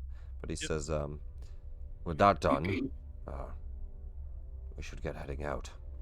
Callian, can you detach us and make way to the rock? Wait. What about the mind flayer ship? The broken What about hull. it? broken. It's Couldn't only a we day take from it? the rock if you want to come back for it. I'll put it on our map. Can't we tow it or something? Twinkle, did you or see a fly helm it? on it? Tow it. No, not with this ship. I found there's a dead navigator, headless mind flayer corpse up there. It looked like a navigation panel, but I couldn't make heads and tails of it. Neither could they. Technically, I mean, Ha! if you It shall- wanted to, we could, come back with a helm and install it and drive it back, but... I mean, it would be a bit of work. I could hire a crew of a couple of ships to tow it. It's a large ship. This was a big vessel. But Do Where's we the know money? that Veb can become a helm? I don't think Veb can mechanically actually become a space jamming helm. Technically, I don't think you have a Ontolox can. feature or Unless- anything that allows you to do such a thing, Veb. I I don't know what ontolog even means. You're just a plasmoid. Ontolog. I don't know what There's that three word different even types of means. there's three different type of plasmoids. You got Ontolog, you got the whatever the other two fucking Where are. did you Give me a minute, find let me this get the information? Where do Here, you 1 get minute. this stuff? You told us to make up our own information, so now you Just- can't yell at us Yeah. You're for just it. a plasmoid. Veb. You're just a plasmoid right here. You're an ooze. You don't transform into a space jamming helm. Now, I'm sure that there might be some lore behind the stuff. I don't know. But you don't have a space jamming helm change shape or anything, right? You don't have anything like that. And as far as my knowledge goes, there is none of that. I don't mind flavor and stuff, but I don't think it's actually a race in the game or anything. Hey, Twinkle. Space helmet helm. Thank you for healing me. Oh, no worries. Here we go. Did you see me and that guy having like a wub battle? It's I pretty did. Cool. It was really cool. I felt really cool. General chat. Plasmoids. Very bottom. Oh, it's Spelljammer wiki. It's a Spelljammer wiki with some descriptive text, so you went with types of plasmoids ontolog. I see. Yep. And this is- Ontolog. Sure, so this is probably from 2E or something, and they might have had Ah, a race. damn it. But that doesn't mean that they actually have a 5E race that lets you turn into a spelljamming helm, right? But what can I read about ontologs? I'll read through it. There might be something we could do homebrew-wise, but if you want to actually They're a have... signature spelljammer. if you want to actually have some extra features, we could talk about adding homebrew stuff, but in your current character sheet, you don't have anything that turns you into a spelljamming helm. But I can see at the bottom here, it says signature spelljammers and ontolog forms a shape-like covering that has the same statistics as the real ship hull of that particular type. Yeah, see, that would be wild if the game just let you turn into a ship. Yeah, that's AD&D second edition. I see it Yeah. at the bottom with the sources. Yeah, so that's second edition. It's 2E. It's Rule of not, cool. Okay. it's not anything Oh, we have now. well. We might have something Okay. we could add or adjust, but If it's not needed, then we can just retcon it. It's fine. I mean, just thought it'd be something silly. no, I like it, and I like that you dug deep into the wiki and some of the old information, and we should talk out of session about adding Yep, some yep. extra features. In other words, no, you can't be your own ship. Hey, yeah. You cannot currently just turn into a helm. They are a magical device that, like, I don't know what the 2E lore was like, but as far as 5E lore, they're very expensive and very hard to find. Only arcanes can make them, so it'd be a little wild if any plasmoid could just turn into one. Bet we can find an arcane on the Rock of Brawl that'll trade us a helm for like this ship plus money. Like, But if we as the Or, ship starts yeah. to make your way out, you start to leave the nautiloid vessel. Commodore Crux, just as we should only be about another 20-something hours from the rock. At this point, we should be able to make it there with these supplies. Excellent job, everyone. Well deserved. Of course, Chell, whatever that ring is, keep it. It's yours. Sell it on the rock. I'll have to exchange your money once you get there, for they have their own currency on the rock. We'll talk about it more when we get there. Right. A Callian, USV. take us out, please. Yeah, what's up, man? How's it going? Going on Do a you, trip. do you recognize this crystal? Callian, Do I as you recognize start Crystal? And well, as you start to hand over that crystal and inspect it, but Callian, as you start to take the ship away, you feel it slow. The signature slowing feeling of another vessel moving in, and you halt before you collide with an oncoming spider ship. It slowly wraps around the asteroid belt, and its legs close in around your ship as it catches its prey. And you see these web-like features fold out and start to wrap around your ship as it actually casts a web out. And that is what we will leave off on. Ah, Well, that's not good. Also, you do hear Commodore Crux yell out, "A night spider! The Neogi were using us as bait! We've flown right into their web." And we'll pick that up next week. All right, cool stuff, guys. Good game, Nick. That's it. Thanks for watching Mhm. stream. We'll see you all next week. Bye. I'll turn the stream off.